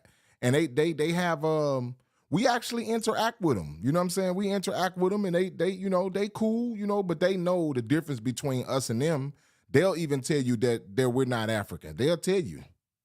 And also we can also agree that those people also are inferior to us in a lot of ways, and they understand that they're inferior to us in a lot of ways. And look, and I'm gonna tell you this, a lot of the people that come that's over here that's real authentic Africans, See, and that's why I'm glad you see we talking about all of this because I can bring it out on your platform because I already told, and I've been talking about this, and we've been saying this forever. A lot of the indigenous people were taken to West Africa as slaves. A Right. lot of the indigenous people, especially the Cape Verde Islands. And you can look these records up too. They'll never tell you this. They will never tell you this, but you can look those records up too. A lot of those people were taken there, and that's how they got that title of African. Even some of the people right now that sound like they got that quote unquote African accent, some of those Uh-huh. people are indigenous too. They come from indigenous people. They just grew up over there. That's it. It's the same Well, way how we grew up here. Those people just grew up over there, but they come from indigenous people in America. all right, so it's funny that you mentioned accents. Let's talk about that for just a second because, all right, I know people here that were born in America that still have that African or whatever type of dialect and accent, and they've never even set foot in that land. Mm-hmm. And just like I know people in Houston that family might be from New Orleans and they never even lived in New Orleans because they've been here since Katrina, but they still have that same accent. So do you think that that is another form of proof that maybe the language and the things that we say and to speak are unique to this land? Yeah, it could be absolutely. Yeah, it could be. And my thing, another thing too is these Africans that y'all see. I'm sorry, I don't know if y'all can hear me, but these Africans that y'all see now that have those accents and that is over here. I promise you. And I got about let me see one, two, I think three, if I'm not mistaken. I got three videos. I don't know if all three of them is actually up. I think excuse me, I think two of them is. But I actually asked two Africans. I asked them, have they heard anything about the transatlantic slave trade? Both of them said no. They said the only time I ever heard about that is when I came to America. So right there off the back, that should let you know your antenna should go up when you hear that. When you Right. hear that, because first of all, if these people lived in Africa and grew up in Africa where they claim where we was taken from, and these people never heard none about that until they came to America, that should tell you something. Because think about this: if millions of your people got taken from some area, your people gonna have some stories of that past. Now that's gonna be like a legend. There's It's still gonna gonna be some something. traumas. There'll Right, be still some exactly. traumas, generational These traumas. people ain't heard nothing about that. They don't even know about it until they come to this country. So that's an American concocted story. That's what I'm trying to say. Right. So people might think this is what I'm about to say is theory, but there's a lot of truth in it. I don't know the exact year that the country of Liberia was founded, but it was in the 1800s. I'm gonna presume, right? And so what it appears to be done is that the slave trade was told in reverse. Shout out to Dan Calloway. We're not gonna do no hating or no dissing, but Yep. it was told in reverse that we were plucked from this land and taken to another land. See, my personal theory is that in the Bible, it never really told you where the slaves came from before they were captives in Egypt and had to be taken to a promised land. So to me, it means that they very well could have came from this landmass Yep. and taken over there and then being promised this promised land. And That instead of being taken to the promised land, we could have been shipped back. We could have been shipped back to where we came from. that's what After, happened, bro. You hitting it. You hitting it. Liberia. Okay, so Liberia, they was taking indigenous people from this land and trying to build up Liberia. They was trying to set up some that I think it was in 1822 or 1823 if I'm not mistaken. It was one of those. It was either 1822, January of 1822 or 1823 is when it was founded. And they was taking indigenous people from this country to go build up Liberia. All right? for, That's why they okay, I brought out so something. I brought out something on my YouTube shorts with Frederick Douglass. He has something called the American Colonization Scheme. I know people talk about the American Colonization Society, and that goes under that realm too. But I'm saying in his own paper, he has something called the American Colonization Scheme. And if you read that, that's the same thing they was trying to do. They was trying to push more of those indigenous people from here to Liberia. That's what he was talking about.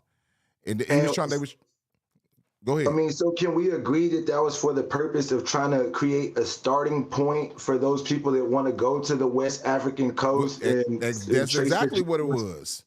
That's exactly what it is.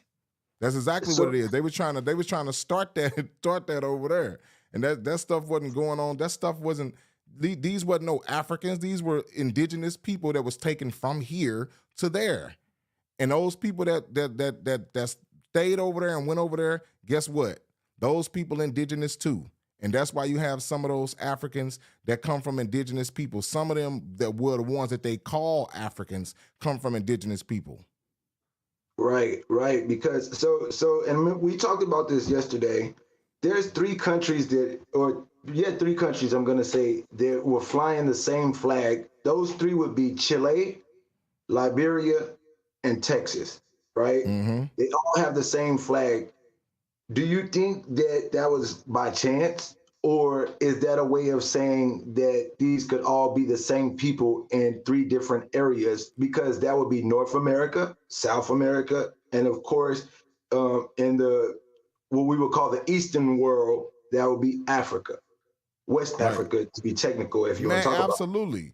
Absolutely, man. And also, glad that you mentioned Chile, because that's where the oldest mummies is.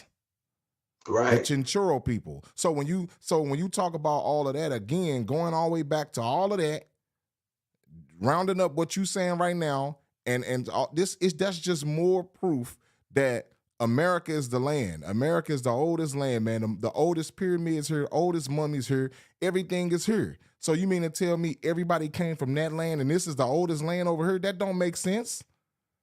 Right. Tell me how that Right. makes sense. This is the oldest land, but everybody came from Africa. Come on, man. We gotta listen. This stuff is simple.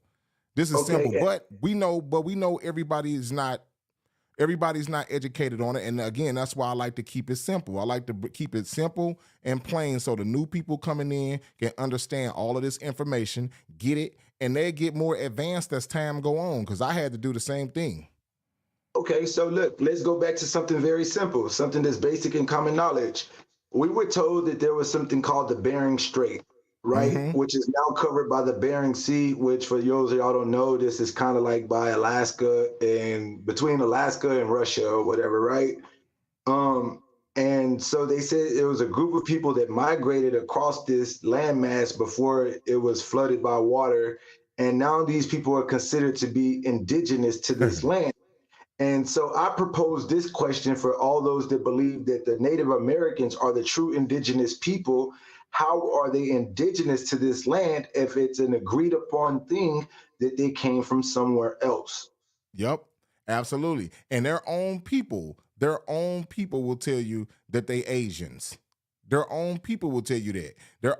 I had one video I put up. I think I did. I played it in my live where they was showing what Native Americans, they were saying that they was related to the Europeans. I put it in my live, but I removed the live because I didn't want to get no copyright stuff going on, and I wasn't even thinking at the time, but I just had to end up making another YouTube so I could start doing that. I just recently made it like a couple of days ago, so I can start doing it. Like when I get little clips like that, I can upload it first, so I won't get no copyrights. But I played that clip, and I think I can play it. I think it's I haven't went to go check back to it, but anyway, the clip showed the Native Americans talking, and there was a white guy where he was actually showing them the proof that they were related to Europeans, and they agreed to it. They was happy with it. They wasn't even kicking against it. One lady was looking so sad, but she was. You see that video, man? She was looking hurt when that dude was telling her that they was Europeans. Right. Those people are mostly Europeans and Asians. Right. I mean, and so we can really look at it like this. You know, you could take the Mexican, let's just say Mexican, you could take the Asian, and you could take the so-called Native American, and those people do look extremely similar. In some cases, it's hard to kind of, Yep. tell the difference. And So and they and this ain't no hate either, because they'll try to say we spreading hate. No, this ain't no hate. This is truth speech. Me personally, I got Native American friends, so this ain't no hate. This likewise. is just truth. Likewise. So yeah, and for all of those who think it is, man, I lived in Albuquerque, New Mexico for like 8 years, bro. And I've been to Shiprock, you know, I've ate the fried bread. I mean, I've taken part in some of the religious ceremonies. And also I have, you know, been, how can I say, like initiated into their tribe. And you know, the Navajo, they never really treated me different. You know, in fact, they were more accepting of me than the Spanish people that were in New Mexico, the Mexican people that were there, and definitely more than the white people.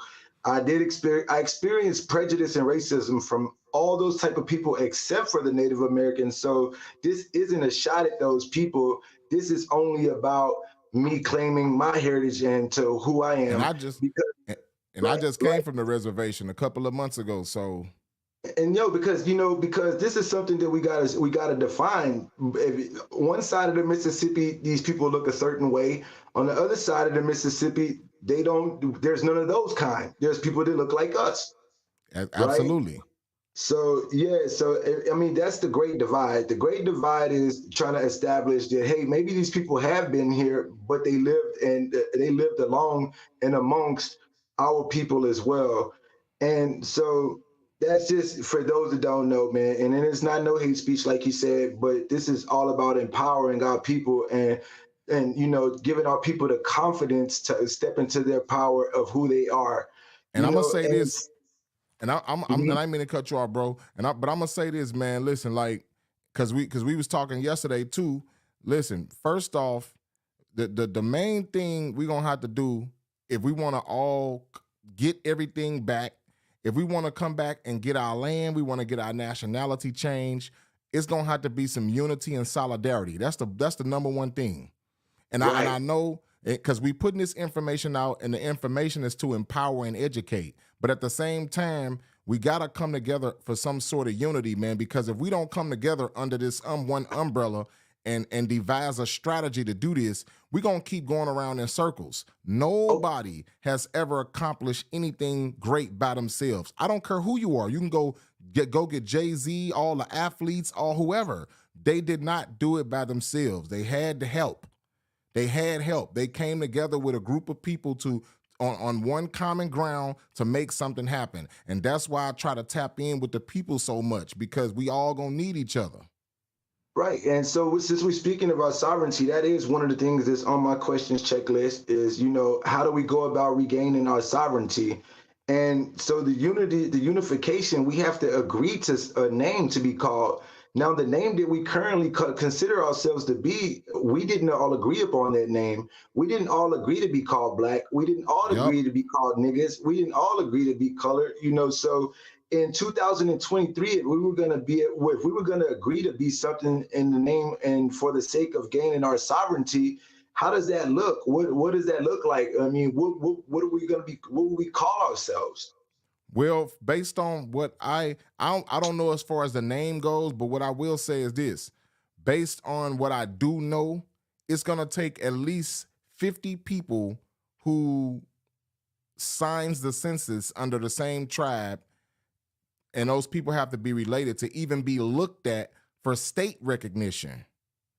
If you want to Okay. get some, if I'm saying if you want to do it on a like a legal level, you're gonna have to have at least 50 people have to sign up and say they are part of the same tribe.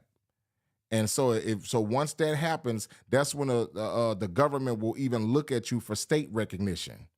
So we're Okay. gonna have to have at least 50 people on the same page of like what you saying.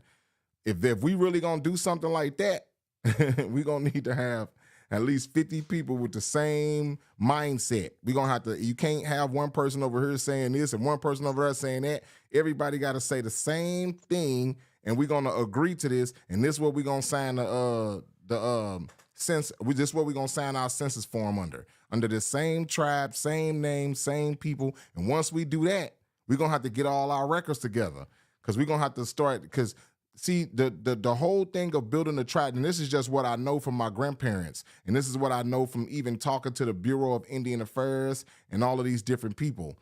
Building a tribe and making it from a legal standpoint, that's what you're gonna have to have. You're gonna have to have 50 people on the same tribe. You're gonna have all y'all records, all y'all information together and present it, and y'all gonna have to move as a tribe and as a unit. And that's why I keep saying about the whole solidarity thing. Okay, so I'm gonna do two things right here. Shout out to everybody in the chat. I really appreciate y'all for tuning in, past and present. Shout out to bro from North Carolina. And I want to drop something to speaking about Carolina because there's videos circulating where they'll tell you that Carolina is not a feminine version of the name Charles. Carolina was supposed to mean black people, right? Because they tell you about Queen Khalifa in California, and on the maps they had this as Carolinas, which was, you know, places where black people. But on the East Coast, they don't.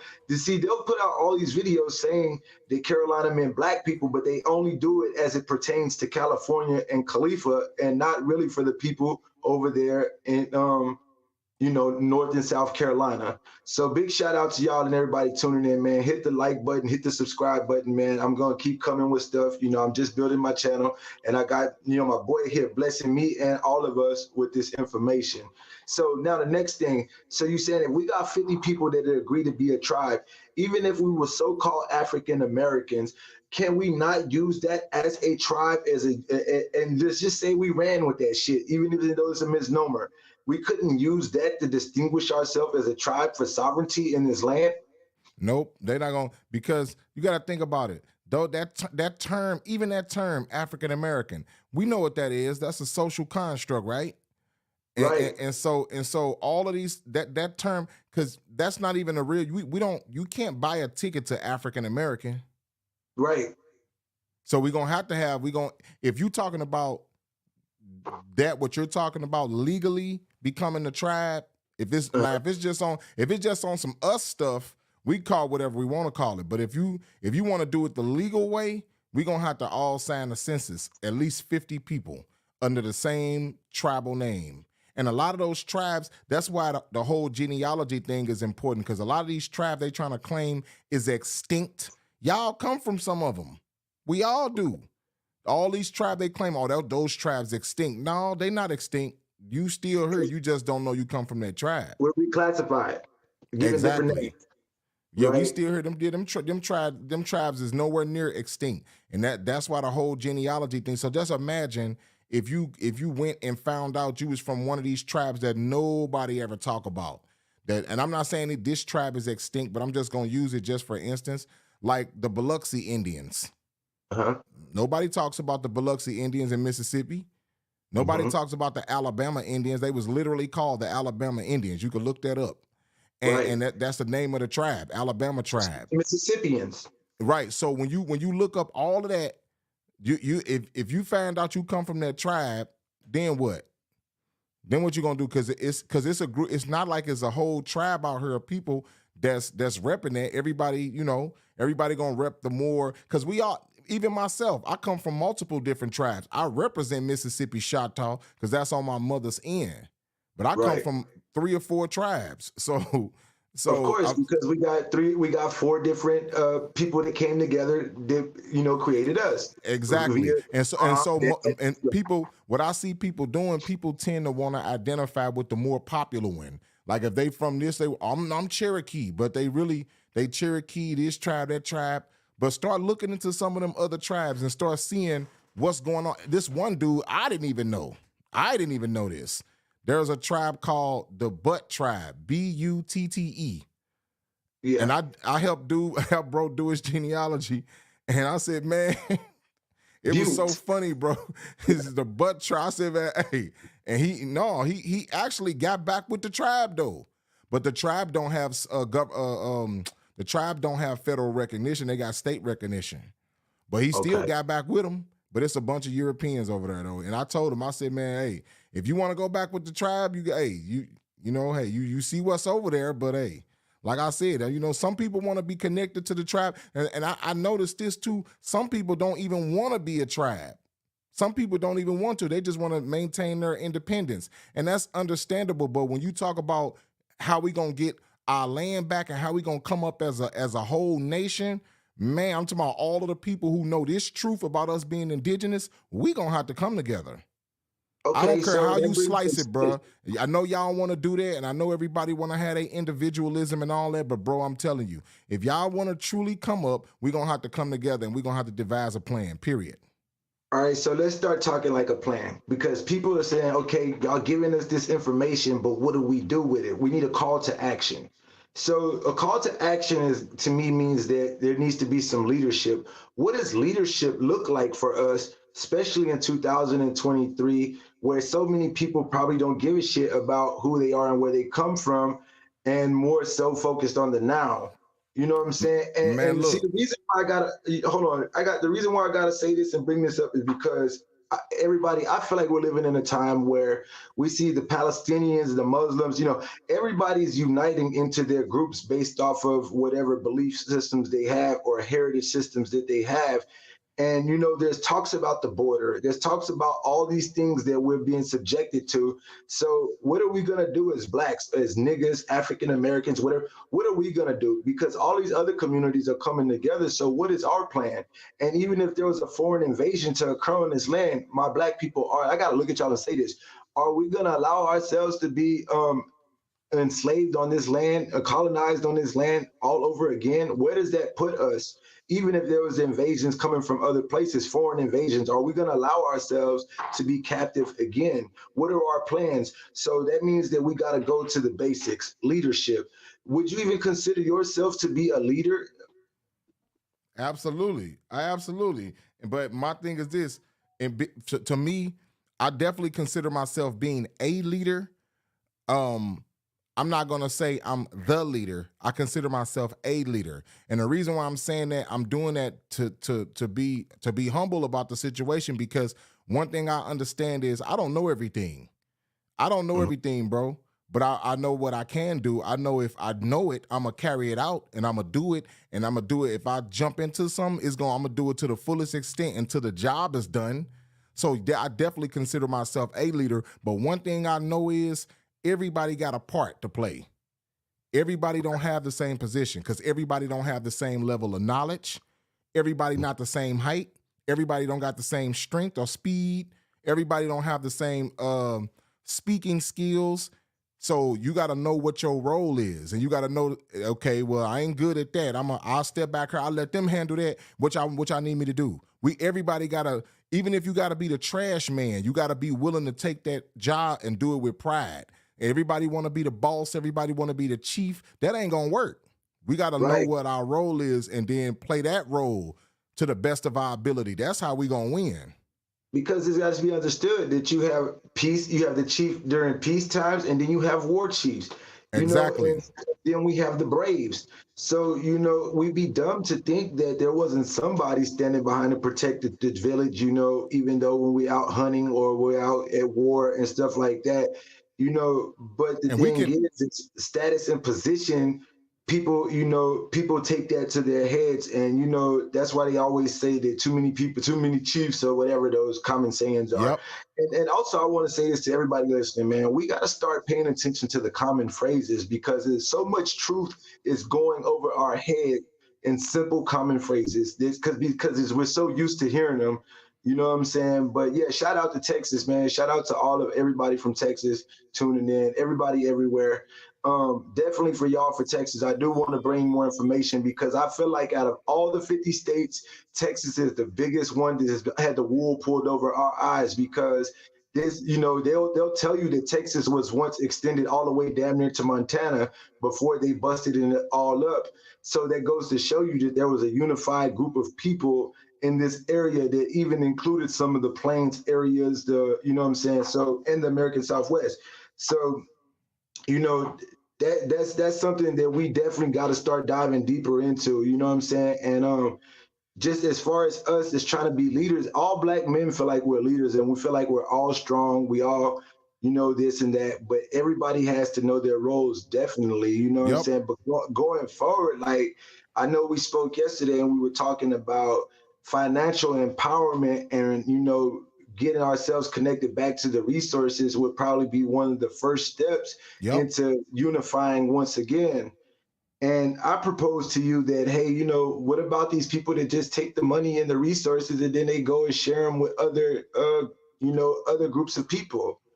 Because that's something that's big. That's another huge problem that we have is that, they say that our money doesn't stay in our community. Yep. And And so what are some of the ways that we could try to encourage our people to keep things within the community?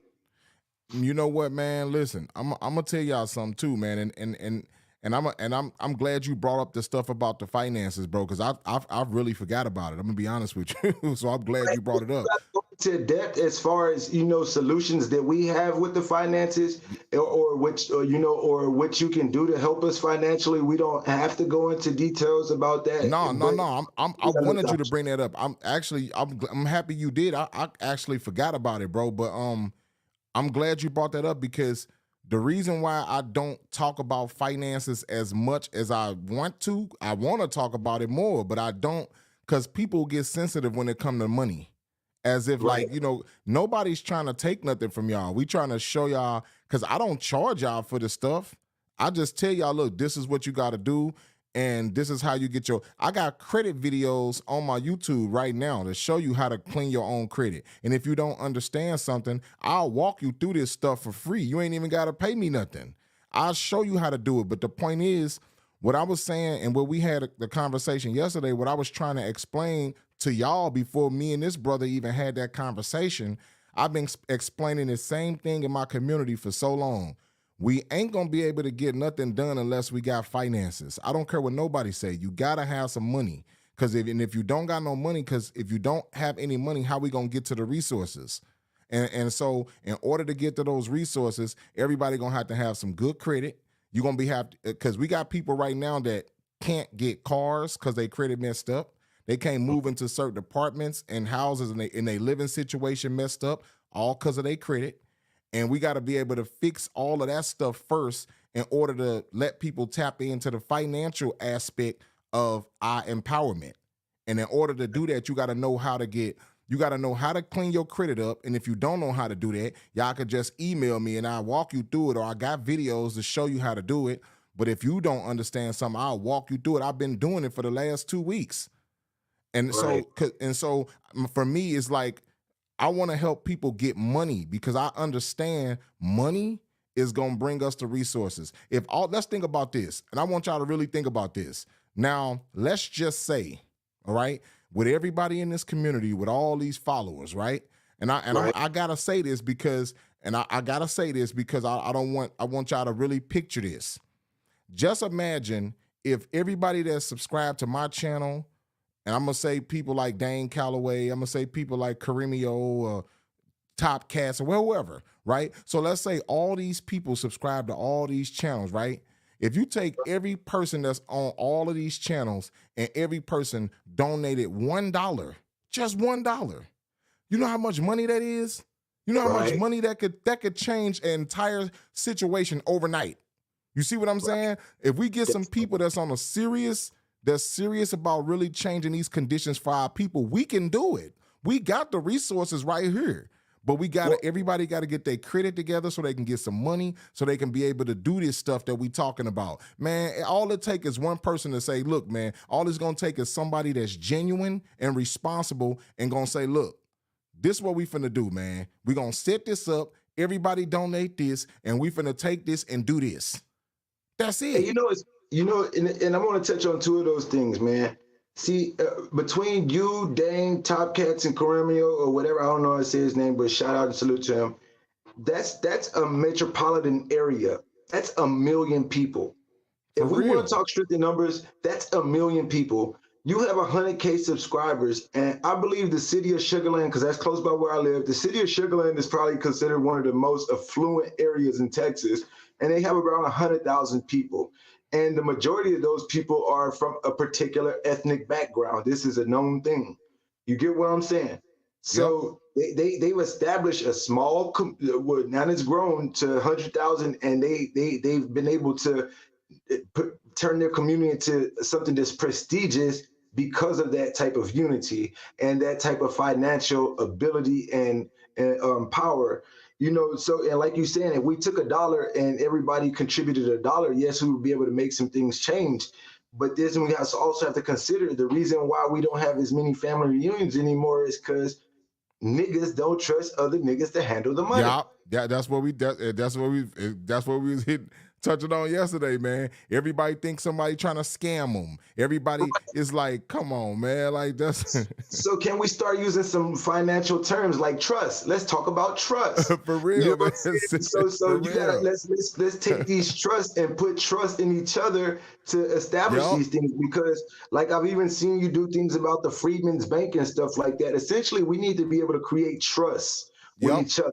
Yep. You know That's what I'm it. saying? That's So it. right, That's right, it. to where people can see where the money is, see where the funds are being Yep. appropriated Yep. to. That's You what know I'm what I mean? saying. And bro, and trust me, I ain't got no problem with donating way more than $1. I ain't got no problem doing that. As long as I know the money is going to help our people, man. Because if we really want to make a real change, man, we can really do it. We can do it, man. And I'm not talking about even people that I'm talking about people even that's outside of the indigenous community who may not take to the information, but they realize, okay, we want to empower our people. Bro, you know how, man, do y'all realize what type of resources we got already? Right. Do y'all realize that? Y'all don't realize that, bro. All these people that we talking about right now, if everybody gave $1, even if y'all gave 50 cents a piece, 50 cents, you know how much that'll change for this community? And we take this and say, okay, listen, this is what we're gonna do. We're gonna help this person and this person and this person do this and do that. And we set it up to where when we help people, we can write it off on taxes. We can do this. It's people in this community that got those type of skills, man. People know how to do this. If I know how to do credit, it's somebody else that know how to do trust. It's somebody else that know how to do, you know what I'm saying? Man, Right. just imagine what we could do if we Right. really, So, really put all our skills together. right. So one time someone, a drug addict told me this, man. He said whenever he goes to a city and he wants to find a black community so he could find drugs, he always checks for wherever the train tracks are. So what that let me know was that our communities are essentially situated over the commerce lines. You know what I'm saying? Where commerce is, we're close to the inner cities are always close to the resources. And any major city you go to, you will find the ghetto near the resources.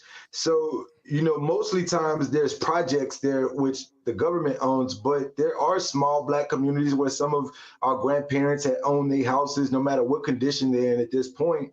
It's still in those areas that are close to the resources, which is why the gentrification comes to where these people like, hey, no, we got to get this shit back from these people Yep. because, right, you get where I'm going with this? Yep. Yeah, I know. Right, And even in my old neighborhood where I used to live at, it's gentrified. I just went over there, man, like about a month ago. It looked like Las Vegas. And this is a place where I used to live that was a straight hood. I mean, people got murdered on these corners. But now you go over there, I see white people outside walking dogs. And I'm like, what the hell is this? Now, they done gentrified the whole neighborhood. And now the rent sky high over there and everything. right, because the land is valuable. It's close to the resources. You know what I'm saying? Yeah. You're right, right. Is these where the commercial lines are, and so we need to start taking pride and taking value in even those the shabbiest. Yeah, facts. All the cities are like we need to start taking some pride and even if they're in the shabbiest conditions, all we so quick to want to glorify the hood, but we need to start glorifying Man, the value of the hood instead of the devaluing of it. Instead of man, feeling like, listen, yeah, I come from the slums. No, you got to feel like, hey, I come from somewhere to some a place where someone else wants to be, right? man, You know, listen. I'm from the Peabody Projects in St. Louis, born and raised. And they finna knock those projects down. They still up now, but they on their way out. They finna knock them down within the next year. They finna well, knock them down and put some townhouses right there. And as soon as they do that, guess what's gonna happen? Gentrification, cause they finna make it look nice, get the niggas out, and bring all them Europeans and all these other races in, and they finna push the niggas out and raise the value on the property. That's exactly what they finna do. and so that happened. Because because our neighborhood, remember I was telling you at the beginning that we a baseball town. Well, the neighborhood where I'm from in the Peabody Projects, if you walk across the bridge, you are literally at the Busch Stadium where the Cardinals play baseball. And a lot of them white people don't want to have to park their cars way over there and then travel to the stadium. They want to be able to walk down there like we got access to. So that's why they trying to gentrify the neighborhood, because a lot of the white people complaining because they want to have access to the stuff that's going on in the inner city and not have to park so far away and catch cabs and buses and all that. They tired of that. They want to be able to walk straight there like we doing. So they finna Right, move right. the niggas out and move them people in. So, and that was another strategy because even the projects that I come up in, Northside, man, and Corpus Christi, man, they're building a bridge right through that some motherfucker you never knew it was there. Everybody's years and generation, and you know the projects, you got 3-4 generations in the project. So we got all these family memories that my kids would never even be able to come and see, like, hey, this is where I came up from. You know what I'm saying?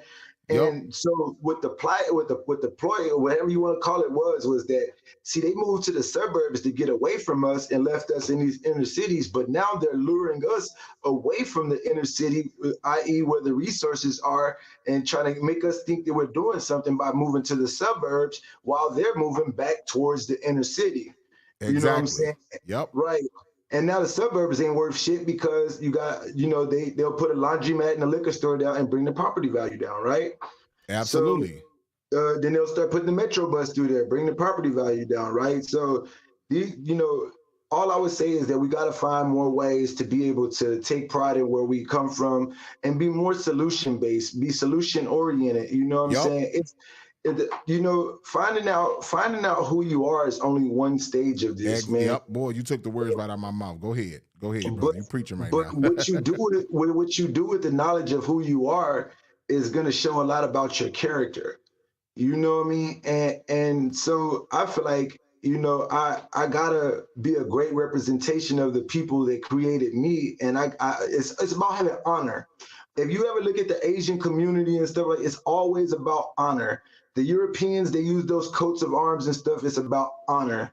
You know what I'm Yep. saying? And even if we're using the color of our rags, the whatever the fuck, our gang signs, it still needs to be amongst the things that And let we me do and let me that we can and let me say identify this with. too. Let me say, and I didn't mean to cut you off, brother. Let me say this before I forget too. Um, to go back to what you were saying about the like the trust. Man, listen, if we gotta make contracts, we can do that. That's how you do business. Listen, make a contract. Draw up a contract. I mean, what I'm saying is, if we gon' if we all want to put some money in to do this, to do something, draw up a contract, draw up a legal contract and say, this is what we're gonna do with the money. This is what we're doing. These people are gonna put this amount and this money is gonna go towards this. And if anybody violate, it's gonna be consequences. Legal consequences. We can do it that way. Seriously, like I'm if y'all really want to do this, we can do it, man. But we gotta, because if people are worried that I don't want to put no money in no niggas hand because niggas be scamming and blah blah blah. Okay, let's draw up a contract. Let's do business. This is how you do business. If you want to do some business, we can do some real business and we can help our people. I'm all for it, bro. I promise you. All right, so I If gotta it's gonna be disagree with you. anything that's gonna help our people go forward, I don't care how much I gotta. I will listen. I will exhaust every resource I got to make that happen. As long as what we're doing is gonna actually go towards the people who actually need it. And I'm the reason why I'm saying that is because you know how many people, man, when I was doing this credit in the past and even now, because a lot of the people I helped had a lot of student loans. People had bankruptcies, foreclosures, repos. Man, you know these people was coming back to me crying, bro. They had tears in their eyes because they could not get over this hump because of this stuff that's on their credit. But once I helped them get that stuff off, I seen how important it was. I'm like, wow, man, we got to really do something with this. Because if this is changing these people's lives like this, we really need to do something with this. This is something we need to continue to talk about and continue to encourage people to get into cleaning their credit. Hey, you know what? We're not gonna disagree too many times, but I gotta disagree with you with one thing, right? Historically, contracts have put us in the position that we are now, which means the violated treaties. And I know you've done videos about the certain treaties and how we can recover our resources that Mm-hmm. we lost from the treaties. But I think that contracts have left a bad taste in our people's mouth. And I was It actually talking has. to my spouse earlier about contracts because I was into music and shit like that. I was telling her how the language of these things and niggas don't want to we contracts have been our demise, even in the entertainment, even with jobs, even in all aspects of our life, That is even true. signing, so that's one thing that I'm gonna have to like disagree with, even though I know you're saying it from in No, no, good no. intentions. I appreciate it. I appreciate the honesty. That's what we're here for, man. That's what we're here to Yeah, we gotta bounce our really be ideas solution back and based. forth. Absolutely. And so how it looks like for me, you know what I'm saying, is we gotta have that trust. One thing I feel like we really need to do is, and this is people don't know that bartering is illegal in the United States. You know what I'm saying? Bartering is illegal. I can't give you this book for that paper. You know what I'm saying? That's illegal because they want you to use their debt tenders, which is their money. But historically we were able to say, hey, I'll give you this, you give me that, and that's how we traded off. And they'll even tell you that the way that they allegedly took us captive was due to these type of bartering and trade-offs, right? So Absolutely. even with the information and the resources, we got to get back to the point of fair trade with each other. We got to stop We taxing each do. other. Matter of fact, we got to stand up to those that are taxing us. See, if this country was founded off some motherfuckers who didn't want to get taxed for certain things, then why are we still allowing ourselves to pay all of these taxes? And the taxes aren't benefiting us.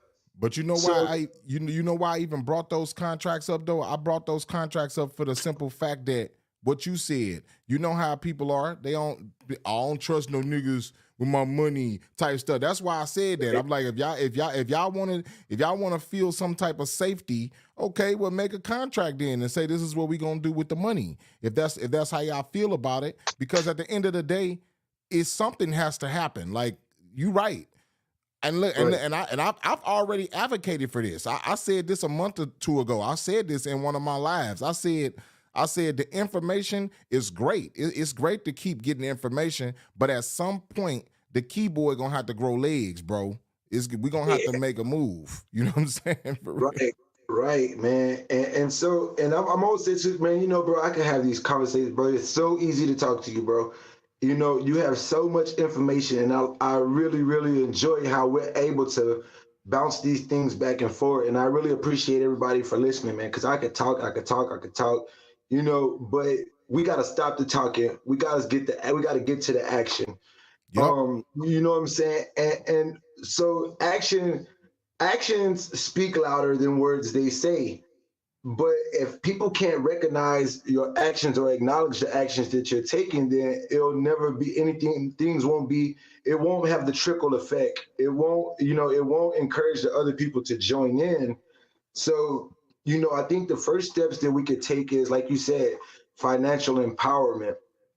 But I think that our financial empowerment also looks a little bit different than any Rothschild or central bank system, which in private as groups we could discuss what works for us, All right, look, what works. let me say this. Watch this. Okay, look, let me say this. One way y'all can make money, and you can start making money tomorrow. If your credit score was good, you can start making money tomorrow. All you got to do is go to tradelinesupply.com.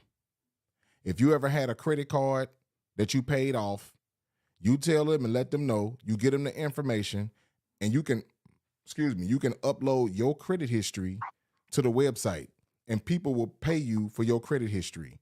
That's what's called a trade line. So it's like if you got a 500 credit score right now, or even a 4 or something, you can go buy a trade line right now.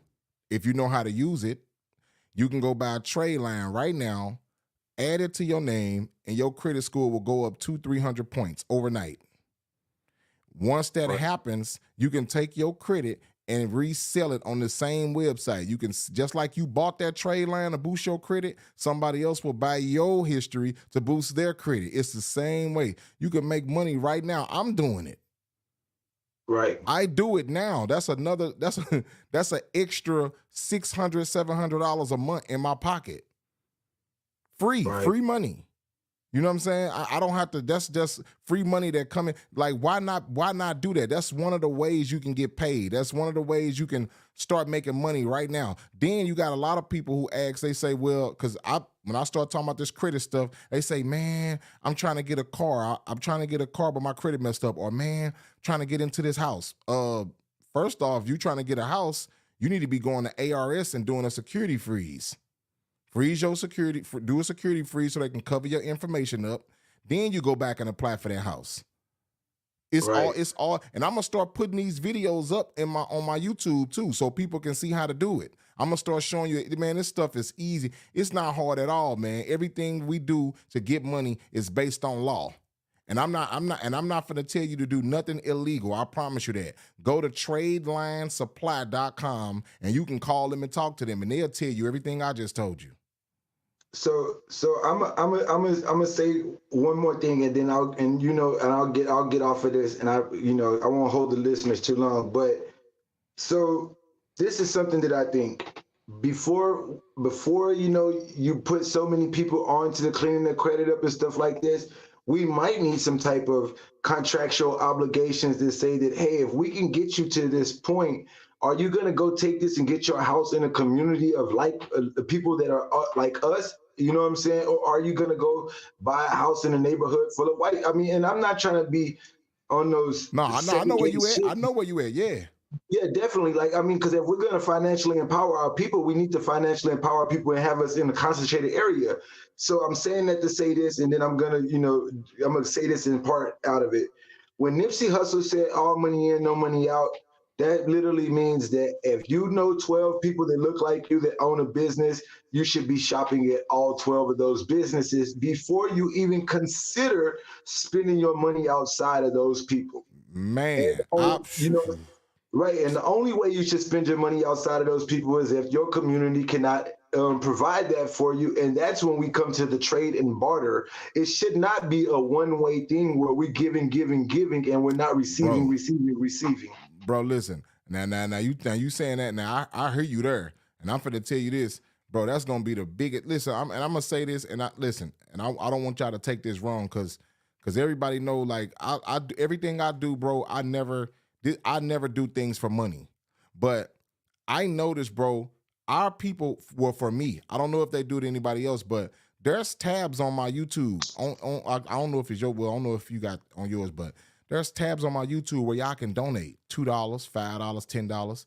Man, ask me how many donations I've gotten from our people since I've been on YouTube. Not a lot. I can count them on my one hand.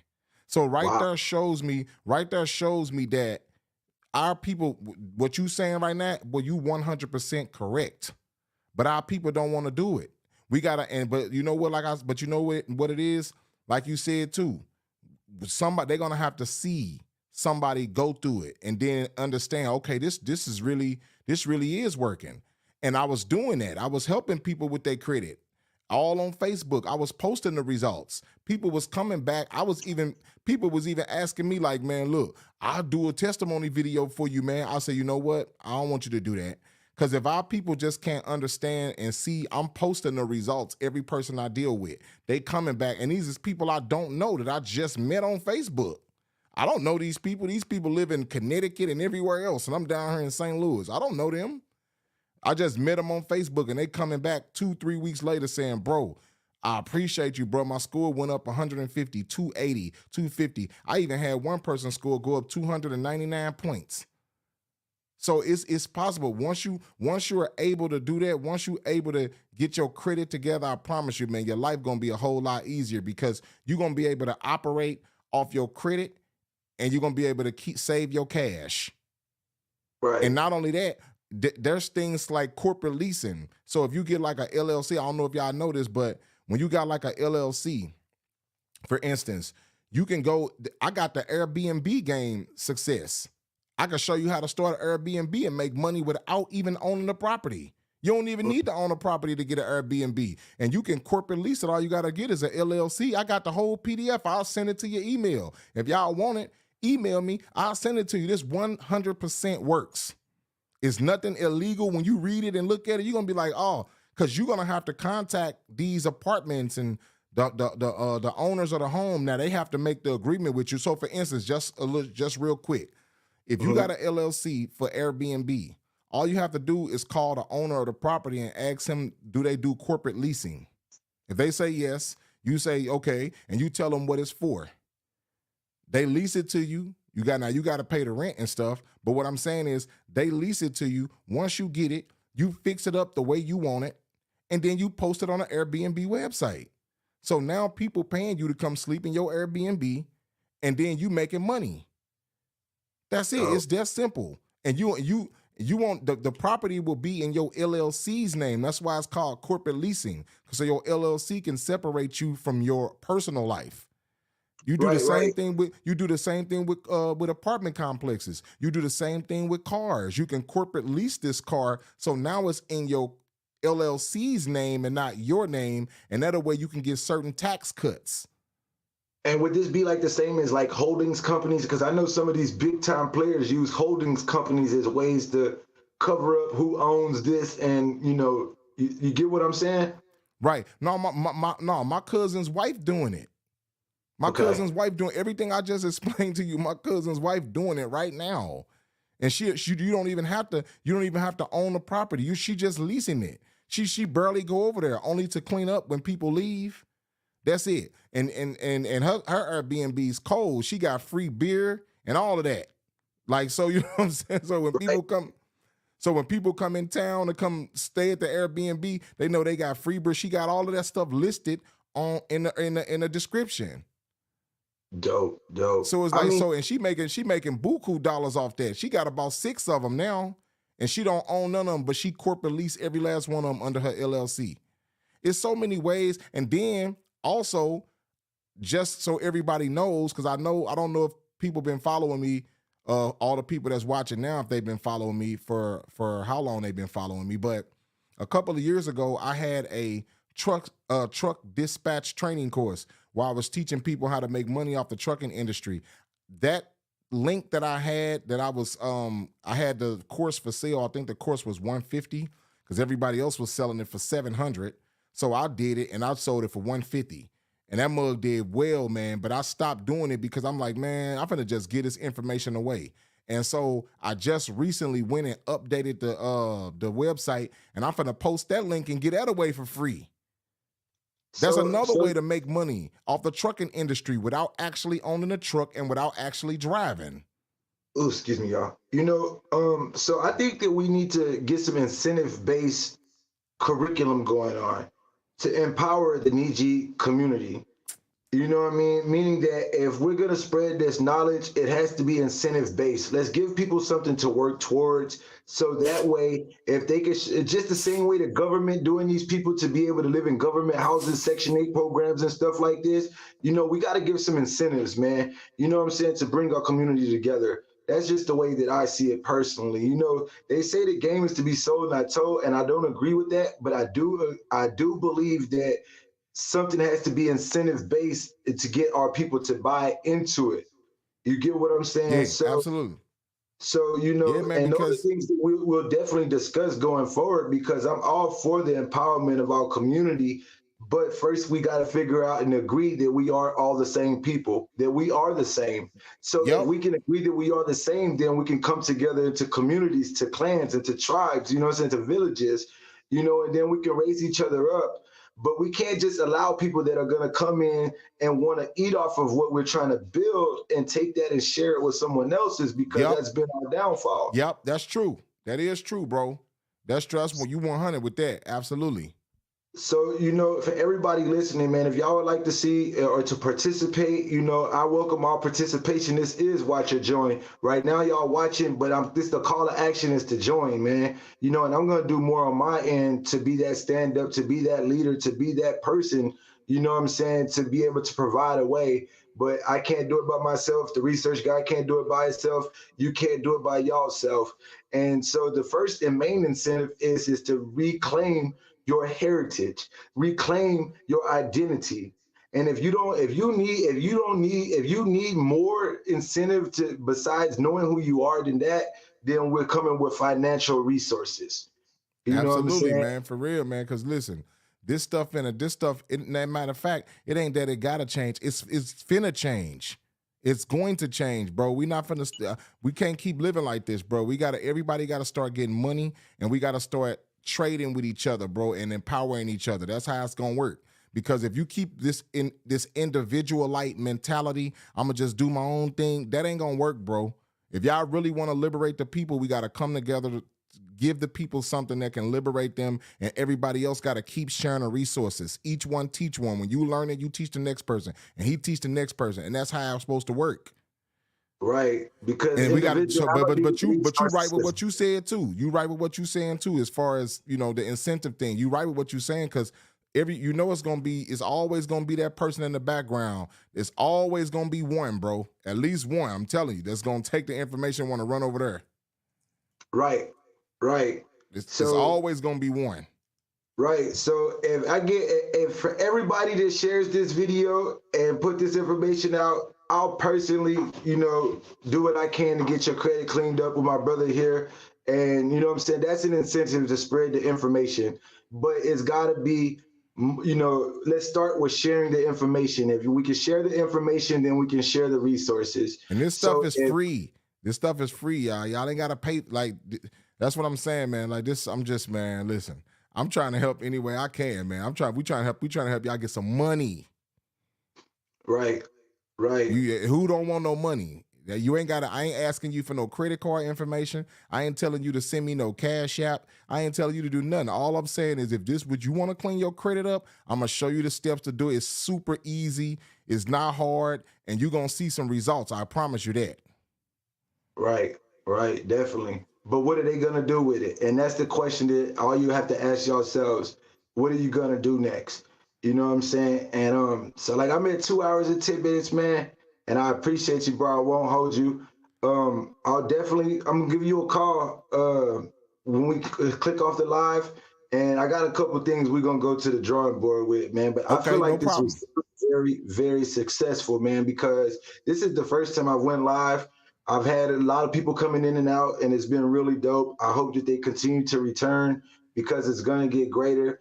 You know what I'm saying? But the first thing first, when y'all get off of this live, go look in the mirror and tell yourself, I know who I am, and I'm going to be the best version of who I am.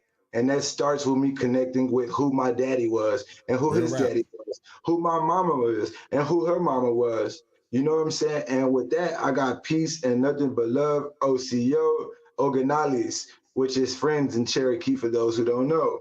You know what I'm saying? And this has been Inky. This is the Ink Effects. This is Watch Your Joint. Go subscribe to my channel and my guy, the Research Guy STO's channel, man. And I wish everybody nothing but peace and love. All right, man. Thank you. I appreciate you for having me too, bro. All right, dope. I'm about to call you. I'll give you a call though, brother. All right, no problem. Bet.